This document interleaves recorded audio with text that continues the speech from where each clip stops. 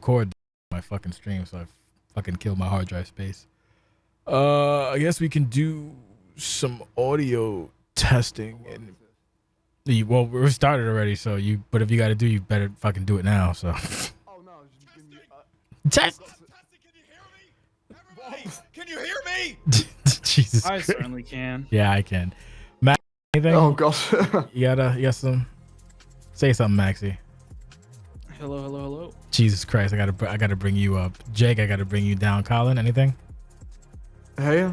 Okay, you're fine. Don't bring me down, son of a bitch.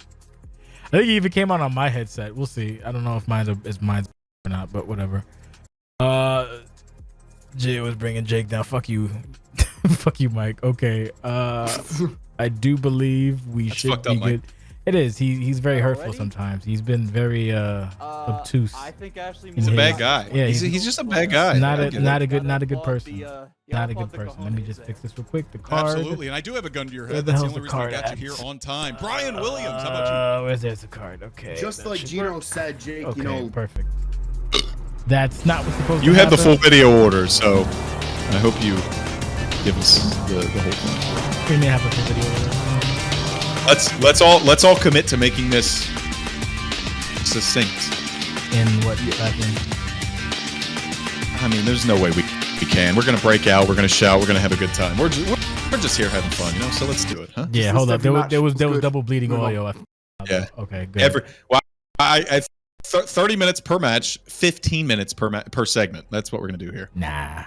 Okay, so I think everybody's audio for the most part is fixed. So let's go. I have a list on more or less what segment. So I guess first things first. How do we usually start?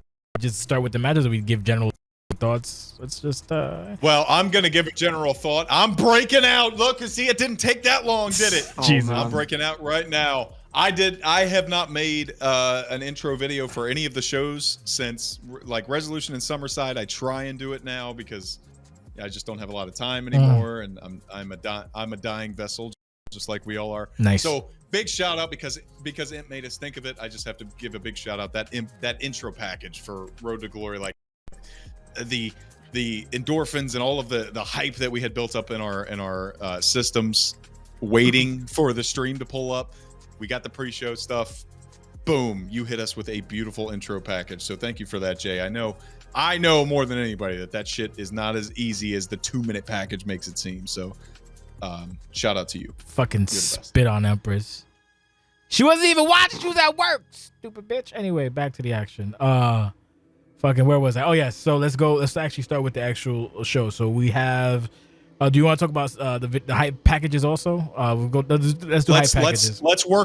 Let's do the packages with the match. Sure. So because I assume you're going to toss to each of us. So let's get all of our thoughts coupled into one. So with the hype package, I'm pretty sure that was influenced by an old game from the PS1, but you can confirm that or not. So we will do Colin, Max, then Jake go with the CCW Championship, the Scum City Death Match. You may begin. Yeah, I mean, the hype package, I really like the format. I really like the spinning dudes and the previous models from the previous games. That must have been, if you didn't have that handy, that must have been a hell of an undertaking, I'm not going to lie. Mm-hmm. So, like, absolute respect there. The match itself, insanity. I mean, a great choice to start off with because it was a long boy where... I don't know, it's an interesting one because a part of me was just kind of like, oh my god, when the match refused to end in like a knockout and everything. It was Quartz was taking like a million moves, but I don't know, in terms of how that works with the story, I think it was a genuinely brilliant way for Quartz to lose that belt and for Rex to get it, you know. I don't know, for me this was the first, I mean, I don't mean to kind of do backhanded criticism or whatever, but for me this was the first OCW match in a while, in like a long while, where I've been genuinely amazed and delighted by what I'm seeing, you know, with the ring getting ripped. There was a real big element of, I have no idea how this was filmed, I have no idea how they did this or how they made this take place. I don't know, it just added for me magic that I've not seen in a very long time, and I don't know, kind of, it got the pay-per-view off to a perfect start for me. So before Max, why did the magic go away for you? Why did the magic die? It wasn't that it went away. It was just, I suppose, the by nature of being here a while, and matches always having their kind of formula and their meta game. It's always like, oh, this is what happened, that's what happened. With this, I genuinely couldn't see like the players, the handlers, through the characters, and I just got lost in Quartz versus Rex. And for me, I don't know, there was just something about it that made me go, wow, this is the work that went into it. I just got to admire it. Absolutely stunning. Eloquent take, MaxiPad, you're up. First off, on the hype package, I absolutely loved the grunge more than like the video game. The whole grunge really just fits with the feud, both like story wise and also just the characters, kind of a Rex and an S. Absolutely loved that hype package, and it was pretty creative stuff. Like I said, with the model spinning around, kind of the transformation, the evolution. I don't know what game that's from at all because I'm not cultured. After the match. As the match, I definitely did think it went really long as one thing, because like I said, it was kind of like comically how Quartz just wouldn't die, and it was just like Rex just again and over, and the kind of repeated like craziness that happened, like the flaming table, like the exposed wood, all that. I feel like the fact that none of that was like the finish kind of like took away from each of them, kind of thing, you know, like a series of repeated took away from each of them. But overall, I think it was a good taster for what we had, and I think placing at the beginning was the right choice. Jake, you're up. I can definitely tell from each perspective like how those spots would take away, but I'll start with the hype package. I was, as a kid, a huge Rob Zombie fan, and I was so like dead and could not find, like Colin will tell you, we had a lot of conversations about this. Both of us were on 1 or 5% at max for like some of the later stages of this. And I put that thing together, and I like reached out to Rex. I'm like, how do you like this song? He's like, I think it fits it, whatever. And then I knew that the reason that I like fell in love with Rob Zombie when I was a kid was because of Twisted Metal 3. And like, if you go back and look at it, I gave a little homage to it. When you have the spin around, if you look at the Twisted Metal 3 opening, it's very similar in the way that it is structured and everything. So it's kind of a nod to that. But the way that they do it in the original trailer with the spinning models, I'm like, this is a perfect opportunity because Rex and Quartz have so much history to like show the evolution of them. So I did go in and I recreated them all from scratch. Same thing I did with H2O and Quartz back in the day when we fought for the OCW title. I think you add that extra element, it adds a lot to me, and I appreciate that everybody liked that. Obviously, the intro was the highlight of the package. The rest was just kind of storytelling with audio, which is pretty much what the only thing I'm capable of doing. You take an audio and you just kind of craft the visuals around the story you're trying to tell. The match itself, I wish I could tell you, Max, that all of these different spots were like intended to make X look stronger or make this happen, like, but none of it was planned. Every single time Quartz got slammed through something else, I'm like, they're gonna call it, and they didn't. Like, that's gonna be it. No, it's not. And so like it just kept happening over and over and over, and then Rex locks in the submission, and then I mashed out of it because I'm a better masher than him. That shouldn't be anybody's surprise. And then like, Jesus fucking Christ, I couldn't do anything. I couldn't reverse anything, and that's just the way it goes sometimes, and that's fine. It's no big deal. But the story that it told with just Quartz getting absolutely killed, it's not his environment. He's not a hardcore wrestler. He's not a deathmatch guy. And for Rex to dominate the way that he did, I was not super happy about it, obviously, but the way that it turned out was super fun. And I told Jay immediately when we were talking about the card order, when we were going to do commentary, I'm like, that is the one that has to start. Like, if you're picking like a big starter match, like I think that would be a perfect spot. It happened to be that Rex came out with that the entrance. I got to shout him out. The entrance with the kendo stick was so fucking cool. As soon as I saw he submitted that, I'm like, we got to start this fight on the stage, make it a little unique, make it a little interesting, add some levity and some violence to the situation. It's not the easiest to follow competitively because it's super unique. It's unlike anything else that you usually play, but that's what makes things fun to me. So I'm just glad everybody enjoyed it. Didn't hate it. What is next on the docket? There's I do believe we have the Maxx, correct? We have the Maxx. Well, first and foremost, Marissa fucking pants. But yeah. I always get so confused. Yeah, the story with what we get confused about. Maxx. Oh yeah, the Maxx. You said the Maxx. He's well, Maxx. Maurice. Yeah, Well, English is not my first language. Anyway, the Maxx. Iceman Mac and Marissa Welch Mac. Marissa wear pants. I like little divergent into the whole issue with Garcia. Yeah, we'll see where it goes. There's already been a little talk about, the between these two, so we can bounce it around or do it free for. Matter of fact, let's bounce it around. Quartz, Maxx, Colin, Goo. I like that they continued the very unique and very interesting way that Christian Garcia and Iceman interacted on the last show. The follow-up RP with Iceman later really tied this scene together, and like when they came up and they were, it's universe building, right? It's the stuff that you want to see here. There's some critiques that we can talk about later in the show where people did not do this, but I think Iceman and Marissa pulled it off beautifully. Everybody's going to look at Marissa not wearing any pants and freak out about it, but I think the story elements that are going into this and the evolution of Iceman's character is the biggest thing that stands out for me. No one is. It's just me. Max? I pretty much mostly agree with what Jake said. Marissa not wearing pants, I feel like kind of it's a casual setting. I'm glad she can be naked in like what's supposed to be a casual setting, all right? It's supposed to be behind closed doors. There just happens to be a camera recording, that's not her fault really at all. Similar to that, I'm glad she didn't spoil her attire before her match. Other than that, it's fine. Colin? Jesus Christ. I'm just kind of looking at it on the Twitch screen at the moment, and yeah, the underwear thing is kind of hilarious to me. Especially because, as I said, they are both wearing sunglasses. I mean, where's the fucking sun? But, she ain't even get her hair done yet, bro. It's okay. Oh my God, I love that. But yeah, no, it's, like we said, universe building. My favorite stuff in OCW is kind of where everything feels like it's connected. Like, it feels like there's a universe rather than a load of different pieces of shit happening. So, yes. Yeah, so I really enjoyed this. That's the thing, we expanded on the Iceman character, so he's not just like a, oh yeah, brother, I'm gonna beat people up, brother, etc. character. Chili powder. I really like this. I enjoyed it. But I like the Maxx's kind of like story anyway, always have. It just makes sense to me, so. Nah, it's good. It's what we call good shit. I ain't got no complaints about it. Yeah. Moving right, I do believe we have Beaver and Samson, is that correct? On the docket, can someone correct me? Yes. We got Beaver and Samson. Yeah, that was yes, one. that's correct. We will do first off, shout out to John Carter, you stupid fuck. Appreciate that. No. That's a misunderstanding, and I plan to clear that up on my turn. So go ahead. Well, I'm gonna hold myself to that and say fuck him anyway. We'll do Colin, Max. That's fine. And Jake. He deserves it. Go ahead, Colin.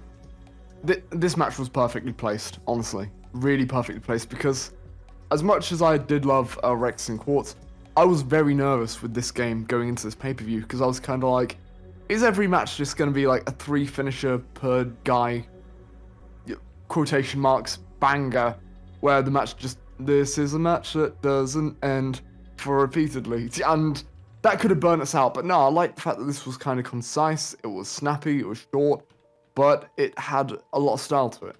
I think I really, really enjoyed this. And it's perfectly placed to kind of, cleanse the palate after the epic start. Can't complain. It's not, the best thing I've ever seen. I can't laud millions of praise on it, but great job of both guys getting a pay-per-view slot, and the match did exactly what it needed to on the card. So, yeah, everything's got its place here, and I think I love that kind of stuff. Max.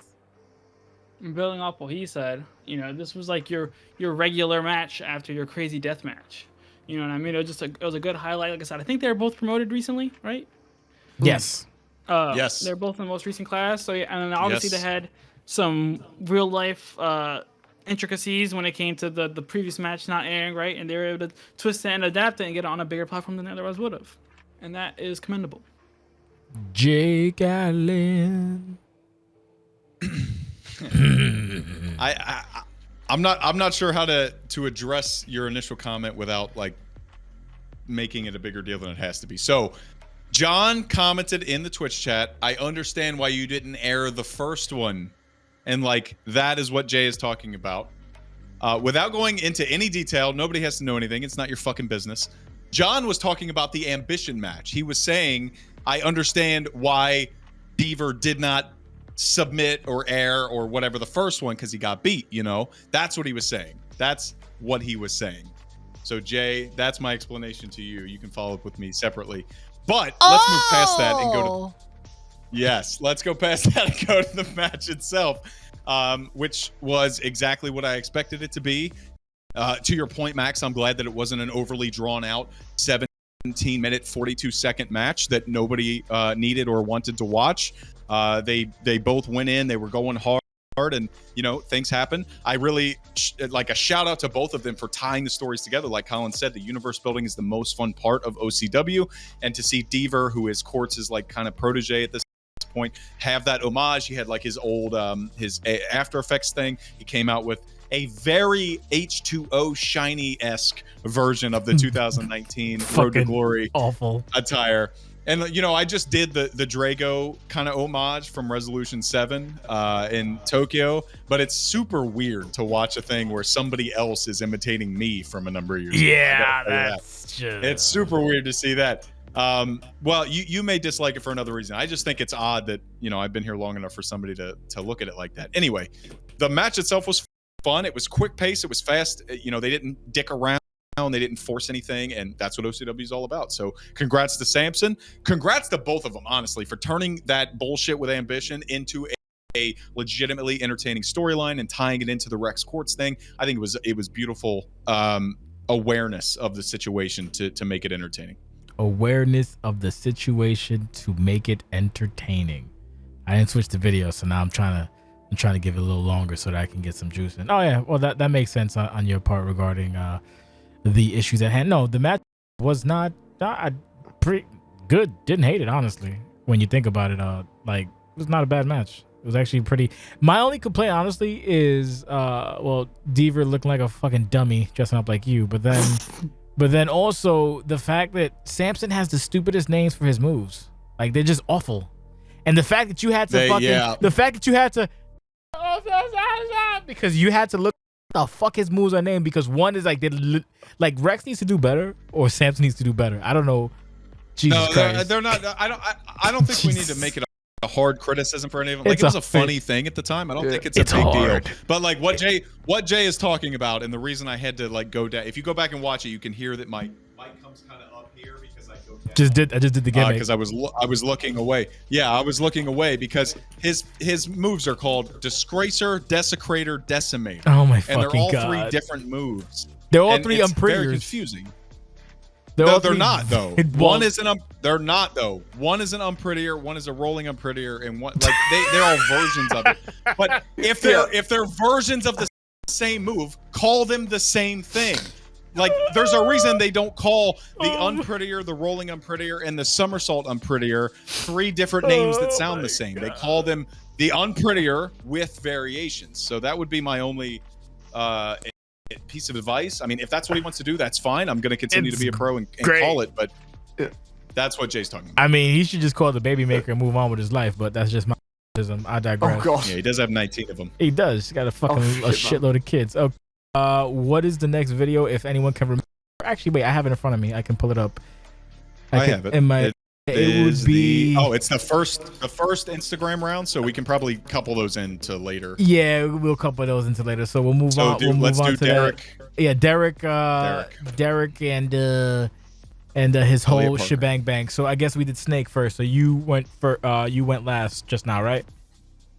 Or am I bugging? Yeah, sure. Okay, so go ahead. Derek.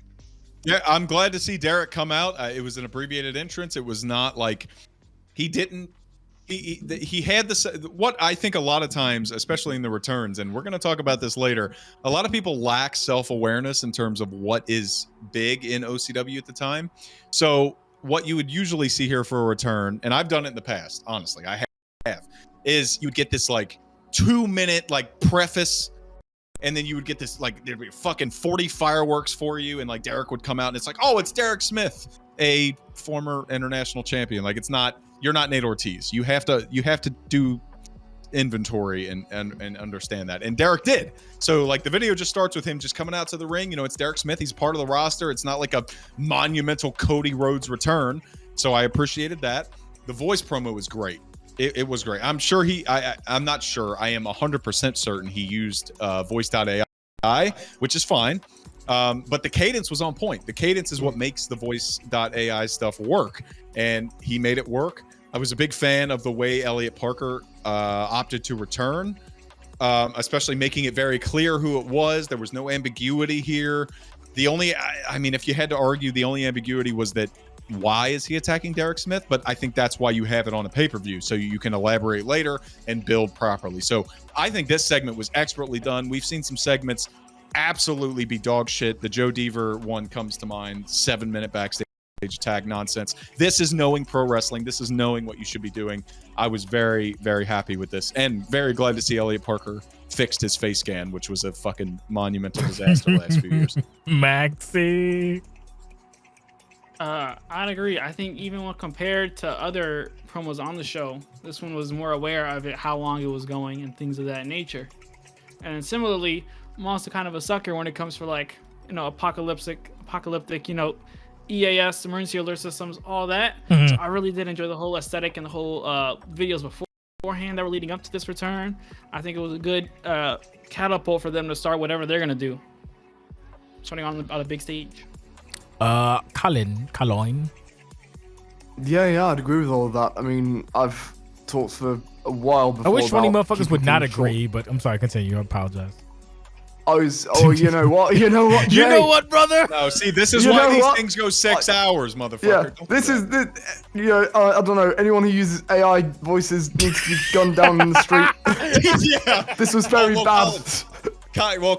Colin, I'll break out here and tell you that I know there's going to be a point later in the analysis that we super disagree. So we'll save it for then. You can go ahead. Yeah, I miss it. I mean, yeah, the promo was good. It's glad they kept it. I mean, I wish it had gone on for 30 minutes. I wish it had been the length of a full fucking film. Right. Yeah, how's that for agreeing? I like that. I mean, I like that's a good one. Yeah, it was good. It was very snappy. I'm looking forward to seeing what Elliot Parker does when he comes back. Because this should be a really, really solid rivalry if they can get some stuff cooking with it. And hopefully long term. Like, I think that's been the biggest problem with Elliot is he just flames out after a little while. Hopefully it's short term. Hopefully it's one match and finish. He's playing the bit now, Jay. You got I love it. Got him. That's what I wanted. I want a contrarian. Yeah, no. Like I said, I don't think I said it publicly, but I was like Microsoft Sam Jackson. Basically, I think a lot of people did not know the EAS thing because it's been like it was going and then it stopped, so it's been a couple weeks. So I feel like an AEW thing. We're like, how did you not know? Like, because I fucking forgot. That's why. But no, cool. I'm glad Elliot and Derek are doing something. I like when people do shit. What the fuck? It is what it is. Good stuff. Okay. Moving right along. Oh, we got Cody.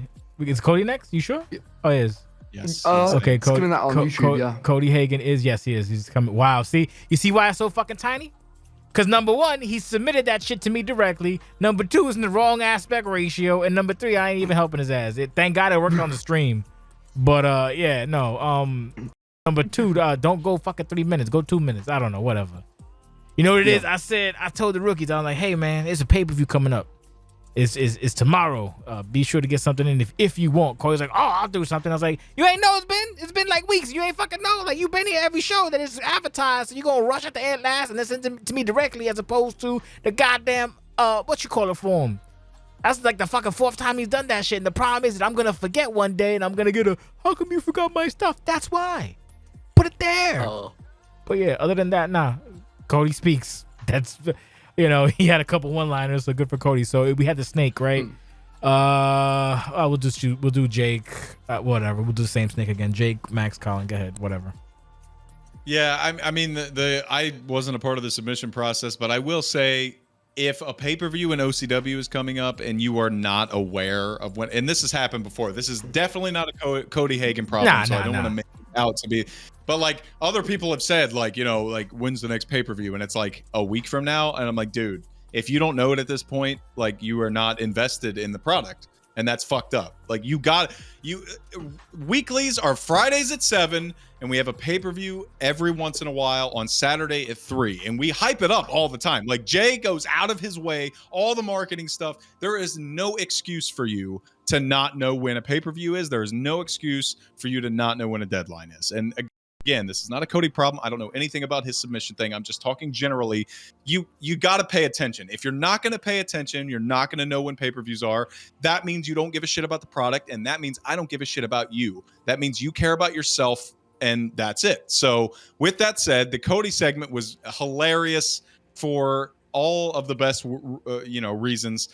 He laid down what was important here. I think he could have cut, like you said, Jay, about 90 seconds off of this by getting his point out there.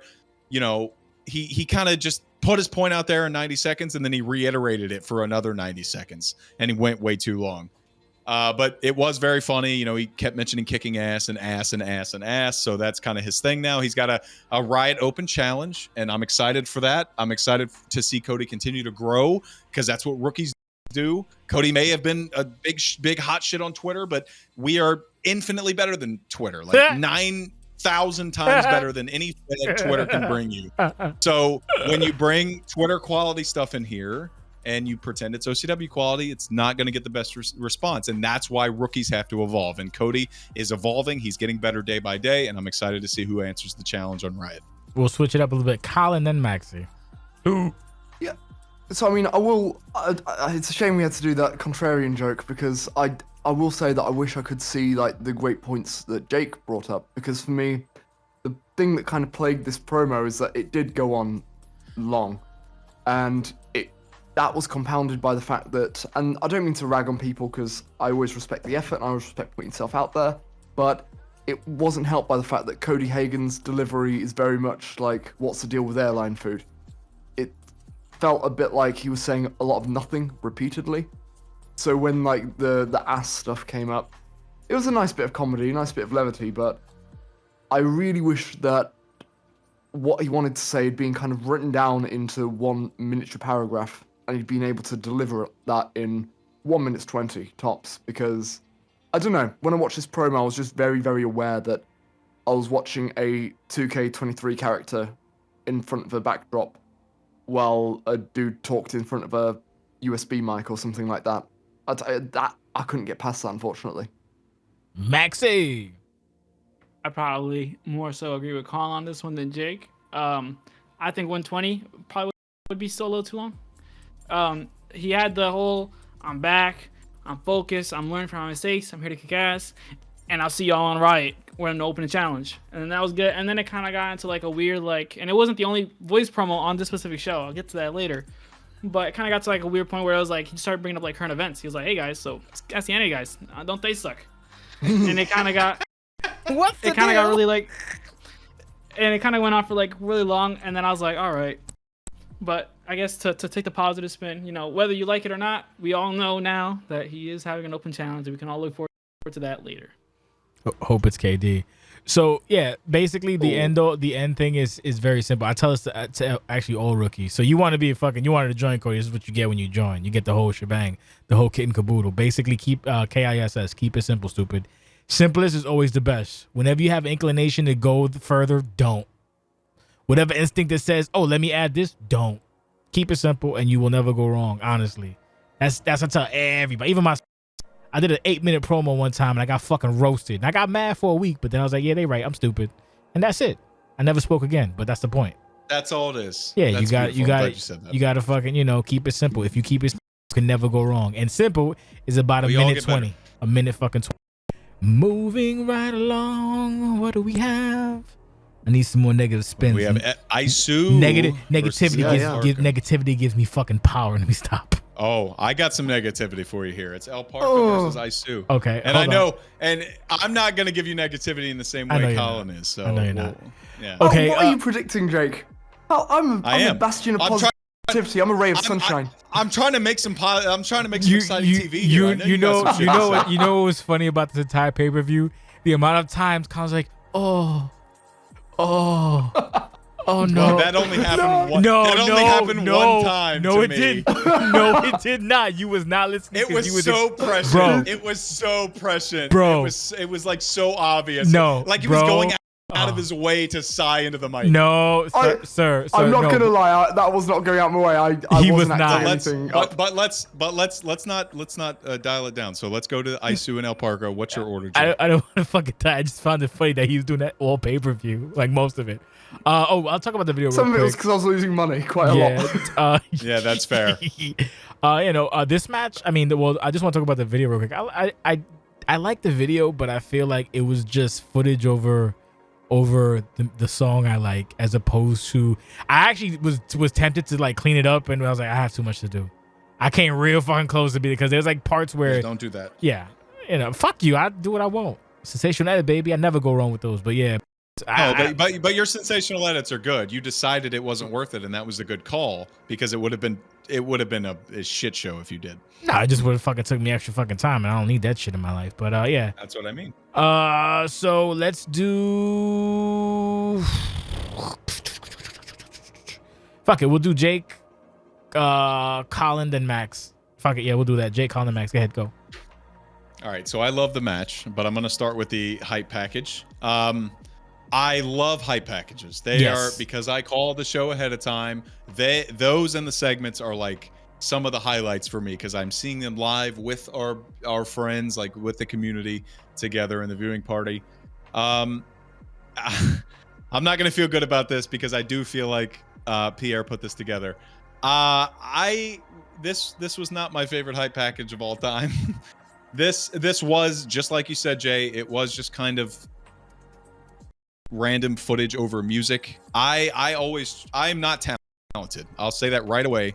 I will immediately say that I am not talented, so I try and use the music cues to tell the story for me. Yes. Because I'm not good at anything. This one could have used a little more of that. This was more of like, here's a song, and a song that has already been used in a hype package, by the way. Terra Deturis versus Valkyrie, Resolution 15. Look it up. But yeah, but that's okay. It doesn't matter. It's a great song. You can use it in multiple different packages. But it didn't really take advantage of any of the beats. It didn't really take advantage of any of the high notes, like any of the big, and like especially in these songs that are like boom, boom, boom. You have to edit the audio. You can't just let the whole thing play in its entirety with the bridges and all of the the non-chorus parts, because it can slow down the pace. It could slow down your hype. So that's what I felt here. Like the initial part, the first like 90 seconds of this was great, and then it was just like replaying the matches that we had already saw with Bring Me the Horizon song behind it. So could be a lot better. Appreciate the effort, obviously, and it still got me hyped up for the match. Yeah. But like, if you're gonna use music, use it to your advantage. Use the big notes and use it to tell a story. That's what I would say for that. For the match itself, huge fan. I was very skeptical coming in. 15-minute Iron Man submission match, but they played it well. Like, they went for submissions constantly, and I feel like that's going to be Colin's biggest issue with the whole thing when we go to him. But I thought, like, given the game and restrictions and my perspective coming from it, I thought it was like they just went for it. They were going for it every time. The story they were telling, they're like going for the win. It was a technical masterclass. They were doing the arm moves, they were doing leg moves, they were doing submissions. The tie at the end, especially with Parker rolling out, I thought was awesome. The whole last clash was the best part of the match. The first 15 minutes, take it or leave it. That sudden death segment was awesome. So big fan of the match. Huge shocker that Isu came out as the winner. I definitely thought Parker was going to walk away here. Big fan of the match. Hype package could have done a lot better, but I'm very appreciative of the effort, and it still brought a lot to the table, even if it wasn't the best. Who it was, Colin, or was it Maxx? Yeah. Matter of fact, no. I'm gonna save the best or worst for last. Maxx, you're up. Oh, then gosh. Colin. All right, so with Jake, I'm a disagree light. All right, Light. so it's gonna be like a diet disagree. All right, because for the hype package, I would agree that it wasn't the most inspired, but I don't think it was because of the matching to the music. I think thematically it should have went a different direction with it. Ooh. I think they kind of I don't know who put it together, but I think the person kind of went like, what's a wrestling kind of song? We like wrestling, like, you know, rock music. Let's put a rock song on the high package and let's, you know, put some clips in and let's have a good time. I think for like a feud of this nature and this status, I think it should have went like a slower thing, like a more grand kind of to like match the technical nature of the match and like their history. I think it kind of just made the feud seem less special than it was in a way. You know, I think they could have done more to highlight and put it in a better light. However, for the match, I also somewhat disagree with Jake, right? Because I think the first 10 minutes without a fall, it was kind of like take it or leave it. Like they definitely were working nicely, trying to get the submissions constantly. I enjoyed that, but it wasn't obviously with nothing, with no like sense of danger, wasn't the most impressive. However, I think those last 5 minutes were the best part of it. Even they were better than the sudden death. The last 5 minutes after the fall, when they were both chasing each other, kind of trying to, and they were literally running up against the clock. I think that was the best part of the match. And then to combo off of that, I'm disappointed it ended in a draw because I would have rather. I think the draw kind of gets used a lot, done a little bit. Yeah. And I'm not saying it's either their faults because it's just how it is. It's a certain amount of time limit. I hope that someone came out on top in the 15 and then we didn't have to go to that. But for the overall match, I did enjoy it. And like I said, those last 5 minutes, those were the peak. Those peak right there because every submission, not only did every submission count, but every second you were in that submission counted, kind of thing. And that was something that the sudden death didn't really have. I like that. I'm gonna withdraw. I'm sorry, I'm not breaking out. I just want to withdraw my comments. 90% of my comments on the hype video, and just copy and paste what Maxx said, because now that I listen to him say it, that is absolutely the problem. They just didn't have the right aesthetic. They didn't have the right feeling to it, and that was the bigger problem rather than timing it up. So Maxx said it much better than I did. Colin. I was about to say what Maxx has said there completely sets me up to. And I don't want to have anyone like whining at me or making enemies, because I don't think this was anyone's fault, and I think this is all a learning thing. It's going to let me swing the hammer a little bit, though, because I felt the absolute opposite to Jake in terms of this match. I went into this match. That's why I asked for you to be on this. Yeah, the way I felt is I actually kind of felt confident about this match going in. I mean, I know, Jake, you thought that 15-minute ultimate submission would be a bit like wonky. Don't say ultimate submission. Or whatever we're gonna call it. Yeah, go ahead. Sorry. I mean, whatever. I don't know why Jay's weird about that, but go ahead. But because the one thing that historically I think you can trust this pairing for, ISO and Parker, is a top tier match. Like when I first came in OCW, their match was the one that everybody was like, watch this, because this is one of the best things that is done in our current system. Watch this. And it was good. And I've seen that match loads and loads of times. So I think whenever these dudes get in the ring, the promises of a good match. And for me, even though it kind of goes against the OCW way, that can overtake so much. Because quite frankly, I've no fucking clue what the story was about, unfortunately. And that is shown by the hype package. It was a wrestling song for wrestling people with wrestling on it. I don't know what story it was trying to tell. If it was trying to tell a story of mutual respect, why have I got Ollie Sykes screaming in my ear? Why have I got this weird mashup between the commentary shouting, "Oh my God, Danny Watts has won the title," over Ollie Sykes screaming in my ear? It's just a sensory overload because of bad audio mixing and a dodgy choice of aesthetic to take with the story. And for me, that's reflected by the fact that, again, I've watched the videos, I've read the role plays. I struggle to find the intention as to whether Parker is still that kind of arrogant, cocky, risk taker who's going to jump in and step in someone's grave to get what he wants, or whether he's going to be honorable about it. But all of that can completely go away, and all of that can just slip my mind if the match is a match that I know both of these dudes can put on. And this is where I'll agree with. Can I break out right before you go into it? I would argue, it's just really short. I would argue that ambiguity is intentional. That's what I would argue. I would argue I would say the ambiguity is intentional, but that, for me, doesn't excuse it. I think ambiguity can be intentional. It can be brilliantly crafted and put into a story beautifully. But sometimes it doesn't work. Sometimes it doesn't work, and I'm sorry. I think El Parker is right now horribly miscast as a quasi face in this role, and I say that tentatively because I don't know if he's even being positioned as a face. I really could not tell you right now. But I think whatever it is, I think I want more intention. This isn't the time for ambiguity right now, particularly when the promise of when this match card, right, when you put these two dudes together, there's no ambiguity. This match is going to be a fucking monster, and there's no two ways about that. Unfortunately, I think these two very talented handlers were in the match kind of held back by the format. Like Maxx said, the first 10 minutes really didn't matter. And while I know that's dismissive, and I know the storytelling, and I know both dudes put a lot of work into portraying their character in those 10 minutes, we're stuck with the game's limitations. We're stuck with limitations of the metagame rather than what we're being expected to immerse ourselves in. So it ended up being 10 minutes of nothing which didn't really play into the finish. 5 minutes that were crucial, nail-biting, and genuinely really, really exciting.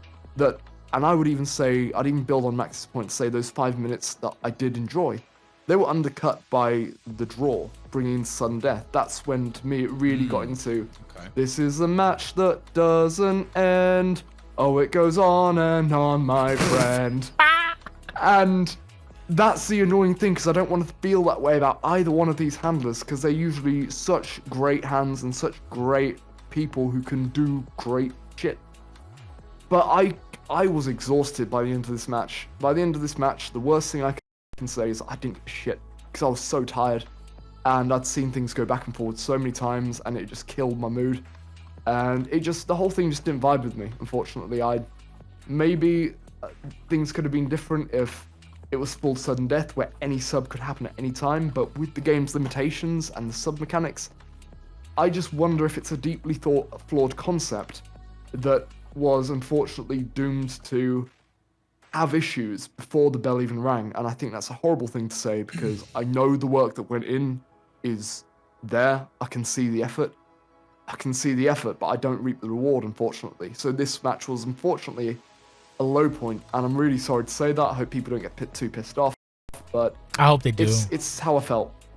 I mean, everybody has different perspectives, so I'm glad that you mentioned a couple of things. I think, firstly, based on the history of it, I think they leaned too heavily into, we have this one match that we kind of live on, that Resolution 14 match, and that leaned into the package as well, because they just replayed all the high spots from it with no like real story told or coherence to it.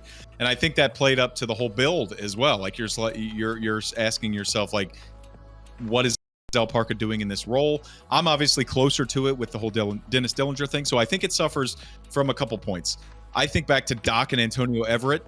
We remember their like initial clash. It was incredible. It was amazing. Their initial like heel turn, their breakup, and then they did it a number of times, and it kind of diminishing returns. So I think that part plays into it. I also think that the whole part of El Parka being like such a dastardly piece of shit and trying now to shift more like and try and like make up and have reparations and everything, but he's not there yet, right? It hasn't been long enough for him to make good on everything. And that's where I think Jay did a phenomenal job on commentary displaying that, because he's in this weird middle spot where he's been a giant piece of shit for a number of years, but he is trying to move. But unfortunately, when you have a match in that middle ground, it will suffer from that ambiguity. It just will. There's nothing you can do about it. You can put your best effort into it, and there's not a lot you can do. So I think it suffered from that as well. That was a good point to bring up. The thing about it dragging, I didn't feel that, but I can understand why other people would.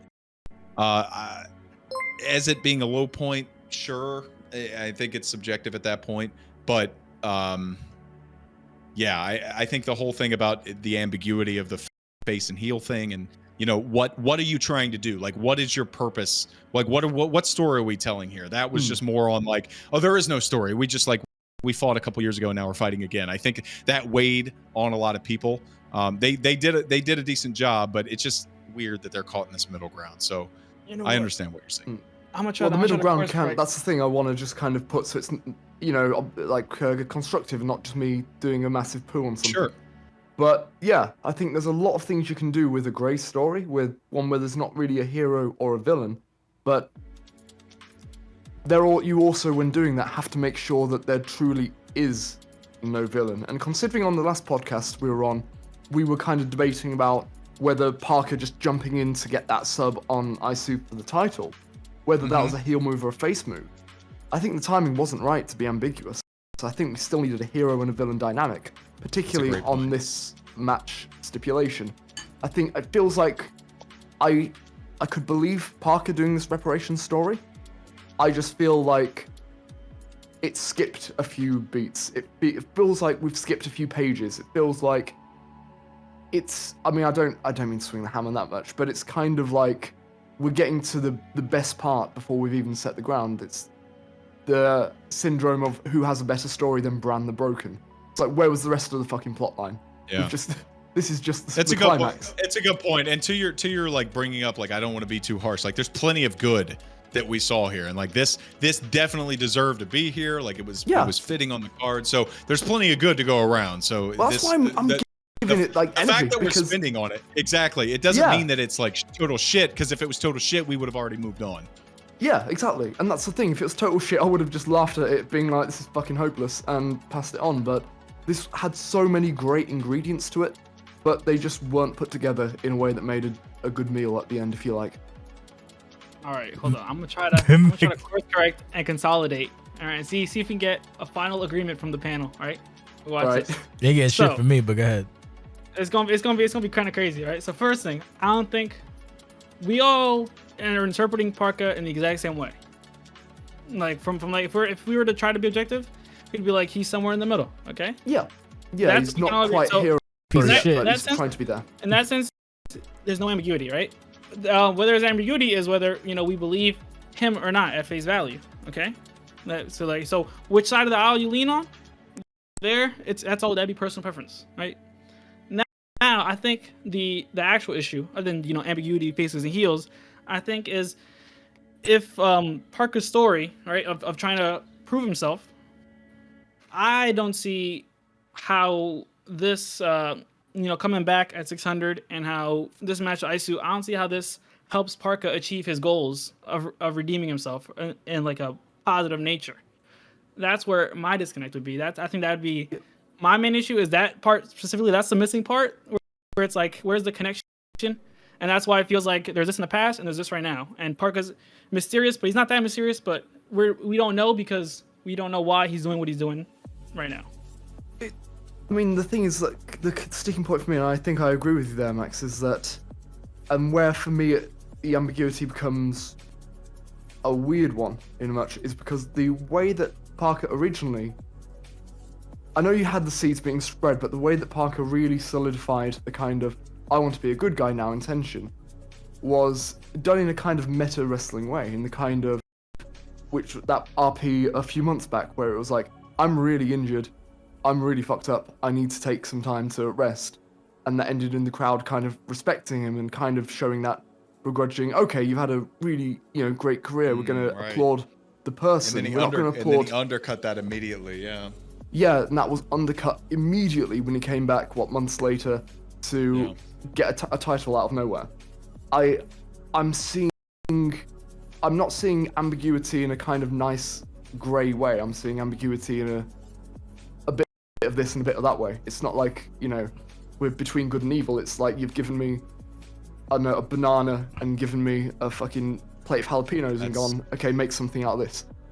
That's such a good point. And it's kind of like making me realize that I'm as a part of it, whatever. But I obviously didn't know he was coming back at Riot 600 because I'm not a chatty patty like some people. That's why I love you. I had no fucking idea. But if we're looking for an agreement, what Max said, I 100% agree with. Like, we missed some steps, and you eloquated it like perfectly. That undercut the thing that made him like a sympathetic figure, that injury angle. It was undercut immediately by him coming back. And like, you can still come back and do the John Cena thing and like, oh, I'm back and I'm going to win the title now. But given your history, you can't do that, because when you do that, now it looks like you lied about your injuries to get an edge up over Owen and Isu. So Isu is like the clear sympathetic figure here. And can I break out? Matter of fact, I will break out. I'm the boss. So. I mean, we've talked for too long anyway. No, we it's fine. I'll make 2 points. Cool. I'll make 2 points. Point number one, the fact that we can talk passionately and eloquently about certain aspects of a match, of even one match, just proves why I enjoy OCW for what it is. Because there's other you can just go, it was good. What did you like about it? I said it was good. And motherfuckers don't talk. I know there's plenty of places, not here obviously, where they don't give a shit, do shit to do shit, and it's fucking garbage. But not here. I digress. My point was, I think part of the issue, despite Parker being a scumbag, would actually be my fault, because I actually pitched the idea and then the people involved said, okay, sure. in hindsight, the idea was once ISU won, I was like, oh, hey, 600's coming up. And because I got caught up in the sauce for making sure 600 is like a fucking pay-per-view, which again is stupid in my part, but hey, thanks. That's how you grow as a person. Anyway, that being said, that should have just been like a Lockhorn challenge with, I don't know, maybe like someone like a Hanzo or Chris Green or some shit like that. And that would have been great.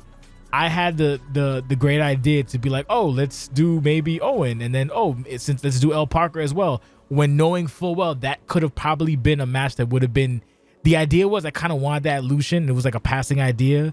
But then I was like, let's try it. Let's see what happens with 600. And then first it was no. And then I guess when the idea was pressed, like, oh yeah, sure. And then that's where that happened. So I'll hold the L on that. It's my fault. Well, they could have told you to fuck off. So they could have told you no. So like that's no, seriously. Like if you would have come to me with that and I don't think it fits what I'm trying to do, nobody just said say no. Everybody was like, oh, that's a good idea. I know. That's why I'm saying it's not on you. You're saying like, oh, this is partly on me. I don't think it is at all. Like, I pitched the idea. All they have that's to do why. is say no. That's not what I know. But all they have to do is say no. That's not what we're trying to do right now, and that's fine. So that doesn't take any onus off of their shoulders. I think the biggest thing is exactly what Maxx and Colin said, is that we skipped a couple steps in the babyface process, and then by that time that Riot 600 happened, that's the other point I wanted to make. Parker was champion, so he has to defend on Road to Glory.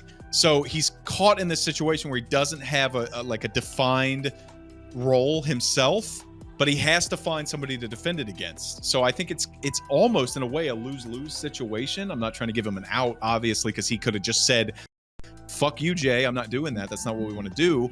But I think once you have the title and you have to defend it, this fit, right? Like this was, I think, would the lesser fit of for Lucian 17. This would like I said, the initial idea that I thought would be a good idea would be ISU versus Owen versus Parker at Lucian 17. That was the idea. And if they had more time to build it and do it correctly, then yes. But I think once Parker accepted your proposition for 600 and just ended up winning because we're comp and like that happens, then at that point he's like, okay, now I'm here. Like I can't take time off. I can't do, the other things that I may have been able to do. I'm the champion now. So that's why he was, and I obviously helped him. Like we had the whole angle with Quartz and CQC and Lucha Country. So that part was supposed to help both parties like really establish, like El Parker, he's willing to make amends with Mark Reese and do this. Like that part was supposed to help really nail down that role and establish him. And the fact that Dillinger is nowhere to be seen is very intentional, because Dillinger's a piece of shit. He's an asshole. Even though he's very friendly and very fatherly to El Parker, he's still a dickhead, and we don't want him anywhere near a guy that we want the crowd to cheer. So that's all intentional. And sometimes it doesn't work out, and that's okay, but I still think the match was fine for where it is. Hated it. I'm just kidding. Moving on. We got no. We got to move on. Not even on the match or anything. Sure, right? Go ahead. What's your next thought? Okay. You know what, Parker? Making him as Mark Reese doesn't. That's not how it works. All right, because Mark Reese wasn't the one that stabbed him in the back. All right, it was the other way around. All right, Mark Reese is a good guy. All right, because he took back Parker. Told you that. Anyway, speaking, and that's part of it for sure. So we got Bobby Body and Chance Williams. Random thoughts, just rapid fire, so we can try to catch up. Very briefly, it was great. I am so happy that Chance and Bobby are continuing this, and like it's all about presence. That's what pro wrestling is. Like get in front of the screen, tell people what to feel, tell them over and over and over. You can't do subtlety. Wrestling fans are fucking stupid. Most people are fucking stupid, and these two understand that. Put yourself in front of the camera and be very simple. And that is what Chance and Bobby are doing. I'm a very big fan. Yeah. Colin, anybody? Colin, agree with that. Colin, okay, you agree? I was say no. I completely Maxx, agree with that. Thoughts? Chance knows what he's doing. Okay, good. Yeah. We can move on. Great then. stuff. I love to see Chance getting more character, and it puts over Bolek as well. Absolutely. I just don't 100%. appreciate that Bobby Body all of a sudden has melanin, but I digress. We got rookie promo, Mad Dog. The Mad. I love this. The Mad Dog. I love this. So shout out to Pat. No, I got nothing bad to say. I said you should do something for the pay-per-view. I'll help you. And then like he asked me a couple questions, and the next thing I know, there's a video. I was like, I guess I ain't gotta do shit. Good. Yeah, no, he did what he had to do. He did a little promo, shot a little merch, kept it short. And that's what you want in a rookie. That basically gets to the point, and now he's gonna have a fight next week. I think it's against who? It's Kingu, right? Oh, I told him he's gonna die. I think so, yeah. They told him he's Yeah. gonna He seems die. like a great guy too. I'm looking forward to it. Yeah. Yep, Unfortunately, he's been fucking DMing Hanzo and Samson, so that's bad habits out the yin yang. But I digress. So I don't think so. We'll do That's Colin. nonsense. We'll do Common, Maxx, and Jake. Colin, go first. Yeah, fantastic. The entrance theme is Gucci stunning. man. I love it. Hey. And yeah, the promo, bonkers. Exactly what it should be. Oh, Rocky's just come in and he's cut a perfectly length promo with all the great presentation. Jesus Christ, what are we feeding these kids? Maxx. Building off what he said, bro. Like he man actually has character, comedy, timing, awareness. These are things like at the end of the day, Davis might be a dog and King was a bitch. That's all you need to know. Oh, okay. Jake. Yeah, bro. Not a lot to say about it. I mean, the fact that we don't have a lot to say about it should speak more volumes than the times that we stop on a segment and talk for 20 minutes. Like this guy already gets OCW. Like Maxx just said, like the presence, the timing of it, and the fact he's universe building. He's like talking about other rookies that are coming in. He's clearly aware of what's happening. Huge fan of the Trons, the theme, the aesthetic. It all fits perfectly. I have nothing bad to say about this promo. What is it? I might be a dog, but you a bitch. Oh, I can't wait. I can't wait to see it. Like, it just popped up on the screen. I can't wait to see some of you fucking leeches. Oh, hey, it's a rookie. How about you shut the fuck up? I hate that. I hate that new fucking thing. Motherfuckers try to get them in their trap. I don't think that happens. It does. That's make believe. It's not make believe. You always like to say I'm wrong. Fuck you. Anyway, moving on. We got we got the best. Shut up. We got the Battle of the Moors. We got Sarah Moores versus Ashley Moores. No relation. My quick thing about this, I know I have empty platitudes or whatever, but I got nothing bad to say about this. The only thing bad to say about this match is the fact that this game is fucking up Ashley's face. Just pretty much it. That shit. That a couple times this event, and it got me like now the arenas work, but now the fucking people don't work. We can't win. We really can't win. Last season I had to fucking recreate arenas for entrances, and then we had to look at stupid WWE horse shit. And then this season, arenas are fine, thank God, but now wrestlers don't work sometimes. Their faces are broken. It's annoying. We'll do Jake, then Maxx, then Colin. I'm gonna go grab some more wine. You go kick it off. Some more, he said. Yeah, Sarah Moore, Ashley Moore. I think the pre-show did a great job breaking this down. Sarah punching the biggest dude in the prison, which in this case, for what it's worth, is Ashley Moore, the most decorated women's champion we have. They did not slack on the story, even though it wasn't really inspired from any kind of past history or anything. It doesn't have to be. It's like, I'm wanting to make a name for myself, and I'm going to attack the biggest person in the division.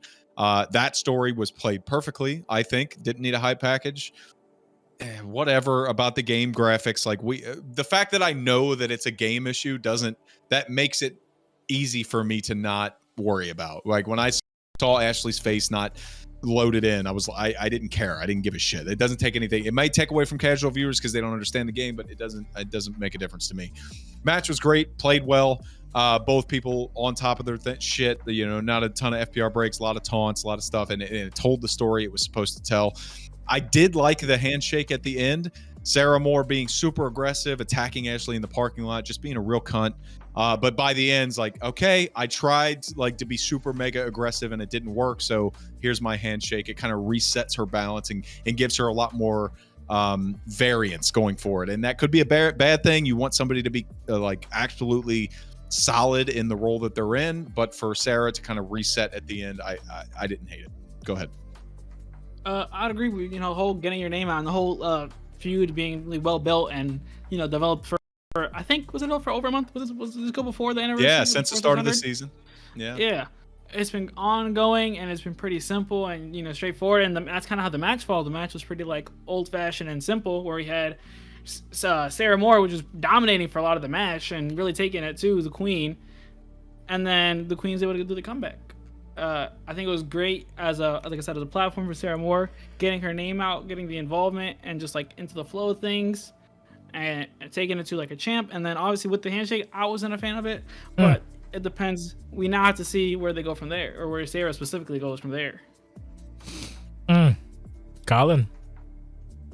I mean, Jake's kind of giving me a new perspective on the handshake, because think when I first saw it, I was still a bit like bruised by the Parker ICU handshake, not to beat that dead horse for a bit, but I was a bit like, obviously they couldn't have known it had happened, but yeah, no, I really respect now. I'm thinking about it. It does work as a reset for Sarah Moore's character. It really sells the fact that Ashley was just that good in the match to overcome the aggression, overcome the size, and both handlers played this match really well.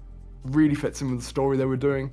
Really enjoyed seeing it, and I mean, this was probably one of the less. I mean, obviously the story was good, but it was kind of one of the less sort of match graphic matches. It was less immediate in terms of it's gonna be a great one, but it ended up being a great match, and I kind of love being pleasantly surprised by that. Mm-hmm. So yeah, well done to both handlers. Great stuff. And you need matches like this. I gotta say You that. do. Like we didn't really talk about it for the Deaver Samson match, but you need matches like this on a pay-per-view. If every single match is a 25-minute 6-star Tokyo Dome match, you're not going to do anything with it. That's why this pay-per-view is so good, because it had so much pace and so much value. You really need matches like this. So shout out to both. Oh yeah, no, I like generally. Let me not. I won't get into it, but yeah, like Jake said, this match was pretty good, perfectly placed, and perfect time, and it shows I can trust the handlers, which is great. Well, not so much Ashley, because Ashley I could, but the other one, and so that's a good thing to have. Because my thing is, Jake can tell you, most of the staff can tell you, I don't like or trust none of you motherfuckers, because whenever something is important that's on the line, you pick it up. Like Colin's thing with fucking, I'm not gonna pick, I'm just gonna pick back up. That shit, stuff like that. It's like, can't trust these motherfuckers. So shit like that. But I digress. A good fucking match. The handshake, I'm gonna be like I don't agree with Jake. I feel like there was too much angst with Sarah Moore's to just be like, let's just do a handshake. I felt like, welcome to the dark side. Yeah, I felt like that should have been like a walk away moment, or at least if you want to just, instead of attacking, just a walk away moment. And the fact that they both have the same last name just pisses me the fuck off. And then we got to do something about that. That's so like, I hate like that. You sound like Vince right But now. I don't. In professions, where do people have the same exact fucking name? You would complain about this. Like, But- honestly, you would tell me. absolutely. So I'm telling you. So like when Nikki Cross changed her name to Nikki Ash because Karrion was coming up, you would have complained about that. You absolutely did, and you would have. So now that it happens on the other end, we're like, these are just two people who happen to share the same last name, and you're getting the brain of a marketer. You're getting the brain of a strategist. Now it's a problem. So like now that's where it's like you don't understand where these other, like Vince, for example, why they would do these things until you get in that situation. I don't have a problem with it. I thought it added to it. The fact that they're both named Moore, like we had a lot of shit to talk about on commentaries, like playing up to it, like cracking jokes or whatever. I don't think it was a problem at all. I have absolutely no issue. Their characters are so far apart. They have no relation. They have absolutely nothing near each other. The fact that their both last name is a very common name in Moore plays absolutely zero part into this to me. Listen, I'm the boss. You're not. And there's also in the Cross issue, one's with the K, one's with the C. That's all I need. God damn it. Someone needs to drop a O, so it's more. No, it wasn't. Asshole. Anyway, They're both Cross. Didn't that situation end up with one dressed as a badly done superhero and one guy dressing in a gimp mask? Yeah, it did. Yeah, right. I was about to say that was like lose. But it's a case by case. Yeah, I situation. just know he likes to confront me, but we'll move on because it was a good match. I'm going to confront you. I'm going to confront you again. I'm going to confront you again on the handshake. Get out my face. I'm going to confront you again on the handshake. I'm passionate about OCW, man. Because when you say this, it reminds me of like smart internet Twitter users who want to book every single thing that happens. So when I see it, I go like, oh yeah, like Sarah could have attacked her and like really doubled down on being a heel. But also, somebody could have come out and attacked Ashley, and Sarah could have saved her, and she could have doubled down on being a face. But that's why I'm okay with like she has so many variables to work with that would make sense. And the fact that she went with the handshake to reset it, that still makes sense. And like that's what she did. You don't have to say she should have done this. You are not Sarah Moore. That's not. You should be watching and seeing what Sarah Moore is. None of us have any character like establishments from Sarah Moore. As we talked about, she's a brand new character essentially. She's been around and whatever, but we don't know what she's about. So this was a very very pivotal moment to establish what she's about, and she could have gone any way and I would have been happy with it. Honestly, I don't think we need to pre-book the decisions for some of these characters, and like if they don't go the way we like preconceived in our mind, we got to think it's a bad thing. Especially for Sarah Moore in this case, she had a lot of different options to go and it would have worked either way. What's important is the follow-up. Yeah, what's important is the follow-up. I agree. If she immediately goes in and just like fucking flattens somebody in the parking lot again, it's like, what was the point, But what's important is the follow-up here. I don't think that's what I was trying to say. I didn't say necessarily to do this, do that. I said it would have been better if it was a little bit more, to quote Max, ambiguous. It would have been better is immediately what it would have been. It was ambiguous. That's what it was. I'm gonna get my cocaine right now, and I'm doing my best Tony Khan impression, and you can do your best Chris Jericho impression and tell me lies. Anyway, moving on. We have the C-Note section. We got C-Note, C Clark. Since Jake was talking, we got Jake, Max, Bingo Bango, go. I kind of, it's grown on me. This C-Note promo style, it really has grown on me.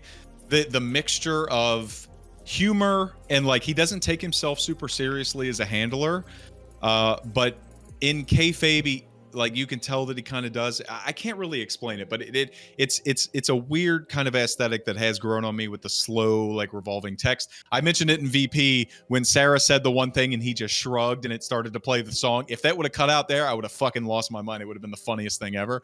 It was still funny, but he was able to like balance it out and get back into character and everything.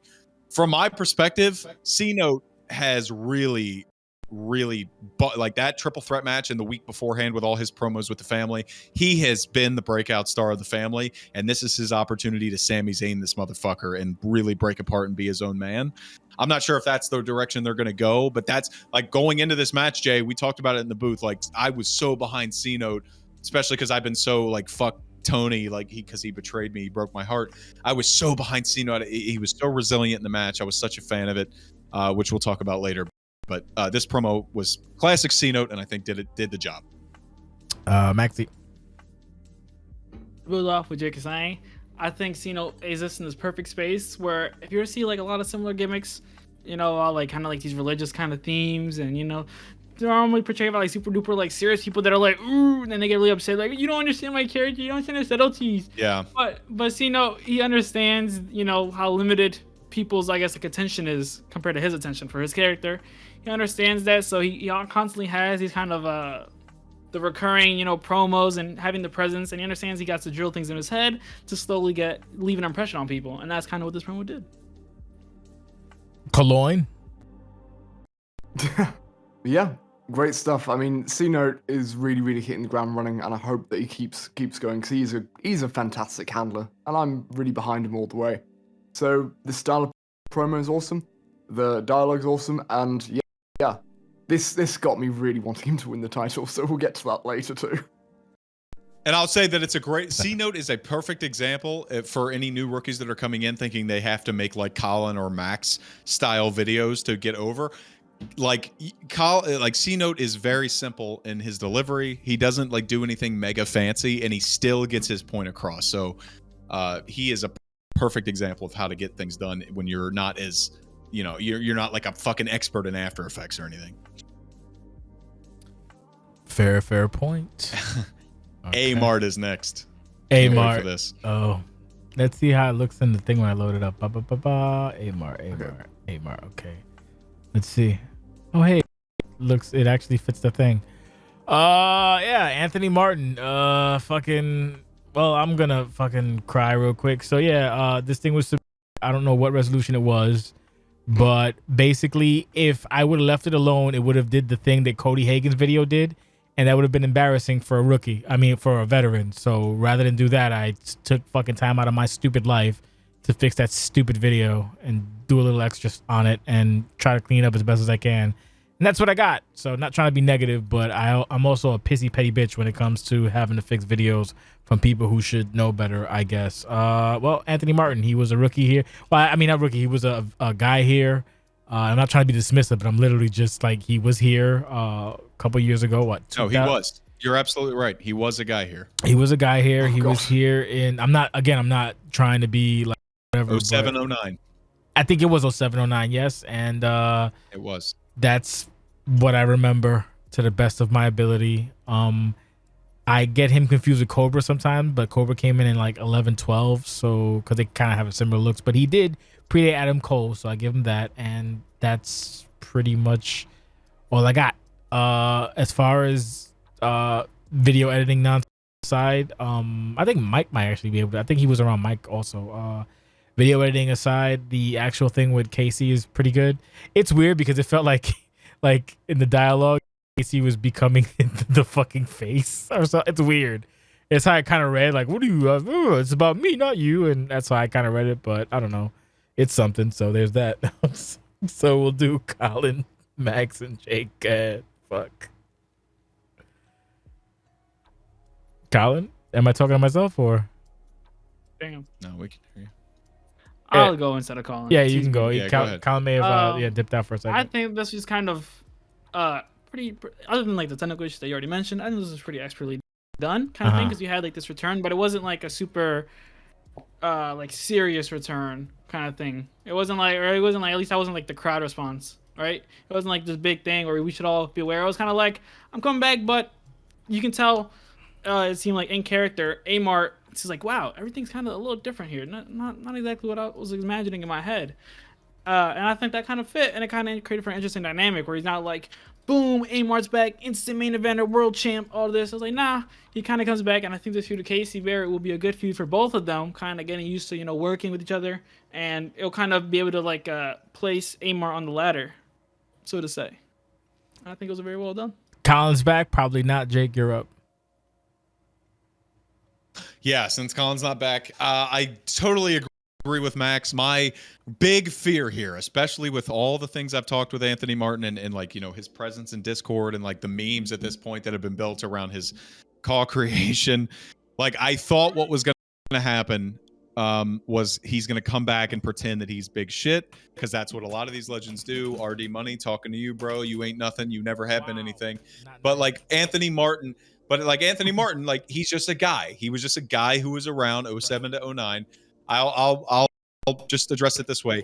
His entrance was, his call is great, which everybody's told him. His entrance is awesome. His trons are fucking spectacular. They're like some of the best entrance trons we have, I think. The video quality, not spectacular. Jay, whatever you did to fix that, like, I can't even imagine what it looked beforehand, but it's totally fine. I think the dialogue could have used a bit of better work, because I think in spirit, the handler Anthony Martin understood that he is not a big deal and like didn't try and make himself feel that way. But the dialogue of the character Anthony Martin did. Like, the very first thing he says, like, 10 years since I've been back. And it's like, you were never anything. You were like barely a hardcore champion. Nobody remembers you. You're not Nate Ortiz. Get over yourself. He was a hardcore champion? Taking it, I think he was something. I don't care or remember. But that's the point, right? That's the point, right? You have to have self-awareness. And he does. He really does. I really don't think he thinks he's big shit. But like, the dialogue makes it seem that way, if that makes sense. The Casey Barrett inclusion is amazing, because I love Casey Barrett. He's perfect. And like, Austin Lee's a perfect example of this. Casey Barrett came in, he treated him like a rookie, he built him properly, and he had that it factor. The only thing I'll point out here is like when Casey Barrett comes out and Amart like points to the crowd and he's like, you hear this? This is not for you. This is for me. No, it isn't. They don't know who you are. It's been 20 years. You were never anything, even when you were here. You have to have that self-awareness, right? You have to understand this is an opportunity for me to reinvent myself, not to come back like I'm Nate Ortiz 2.0. That part in the second half is the only real critique I have. I mentioned it in the viewing party. Like, their promo is very good. I like that. This is like Max said, this is a great starting feud for him. The little brawl was great. And especially the fact that Amart was willing to roll out and then get fucking dropped by the more established Casey Barrett. That was a huge, like, that told me, like, okay, this guy like kind of understands what's going on here, because there's too many times where people come back and they just like fucking powerbomb a guy on the apron and they get up on the stage and like, I'm the greatest thing ever. But Amart, he hit all his beats. Couple things I would have changed here and there, but overall, pretty good. I'm not too disappointed in it, and I'm excited to see where Casey and Anthony Martin goes forward from here. Colin, are you back? Yo, he's back. Yep, I'm back. Sorry about that. I just had to grab some water and stuff. Have a wee. Yeah, can't blame you. Have a wee. A Mart is where we're at. Yeah. No, I mean, if I had £1 for every pixel this video had, I would have about £3. So, you know, 360 of them, honestly. something like that. But yeah, I mean, it's all right. Again, I have no clue who this dude is, but let's see if this feud gets on, because I mean, there's not really much to add. It was just a standard, hey, I'm back feud, and hey, Yeah. I'm back promo. So it's gonna, how we look on this is gonna basically be how long Anthony sticks around for and how he does over the next few weeks. Correct. Yeah, my thing is just I'm pissed he having to fix the fucking video.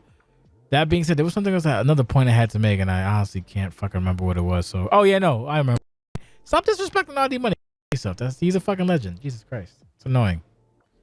I make fun of him. No, I'm gonna keep doing it's fine. it. I make fun of him because I've earned that. You didn't earn that to make fun of him. That's fine. No, if you want to disagree with me, that's fine. But I've earned it too. He is a legend by circumstance and by happenstance. Ooh. He couldn't hold a candle to not only anybody in this party, but anybody on the roster currently. We're not going to get into that now because we have already been on here for way too long. But that's racism, and I'm gonna go. We're gonna move to the next one. That's fine. That's fine because I'll talk about KD and Mez Murdoch and anybody else who deserves it, but RD does not. Let's move to the next one, which is the tag team hype. The tag team match. Yes.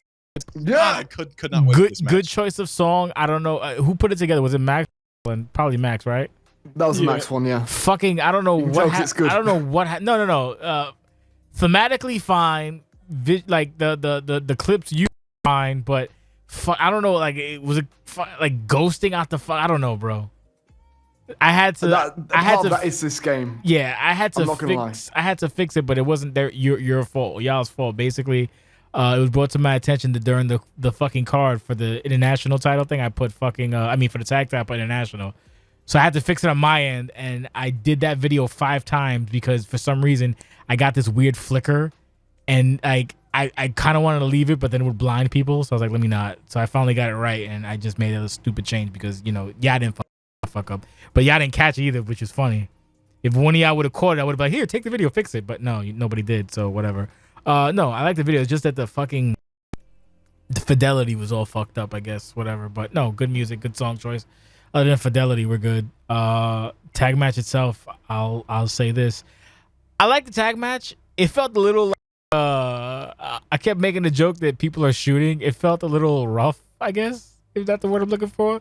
So we'll do Jake. Well, both of these motherfuckers in the match. We'll do Jake, Maxx, and then Colin, whatever. Jake, Maxx, Colin, and Sure, I'll go first. Okay, go first. I openly will say, and I did say, this was the match on the card that had the least amount of build to it. Yes. But it was also at the same time, which is super weird for me, the match I was so looking forward to the most. Of any ones that I was not involved in, this was the match I could not wait to watch because I love the dynamic between John Carter. And I think that's where the story came from, right? It's because the dynamic and the rise of Maxx Storage and the dynamic and the change of the Future Idiots. It wasn't about like them hating each other and them like being in a blood feud or whatever. It was about their individual stories colliding in this one moment to me.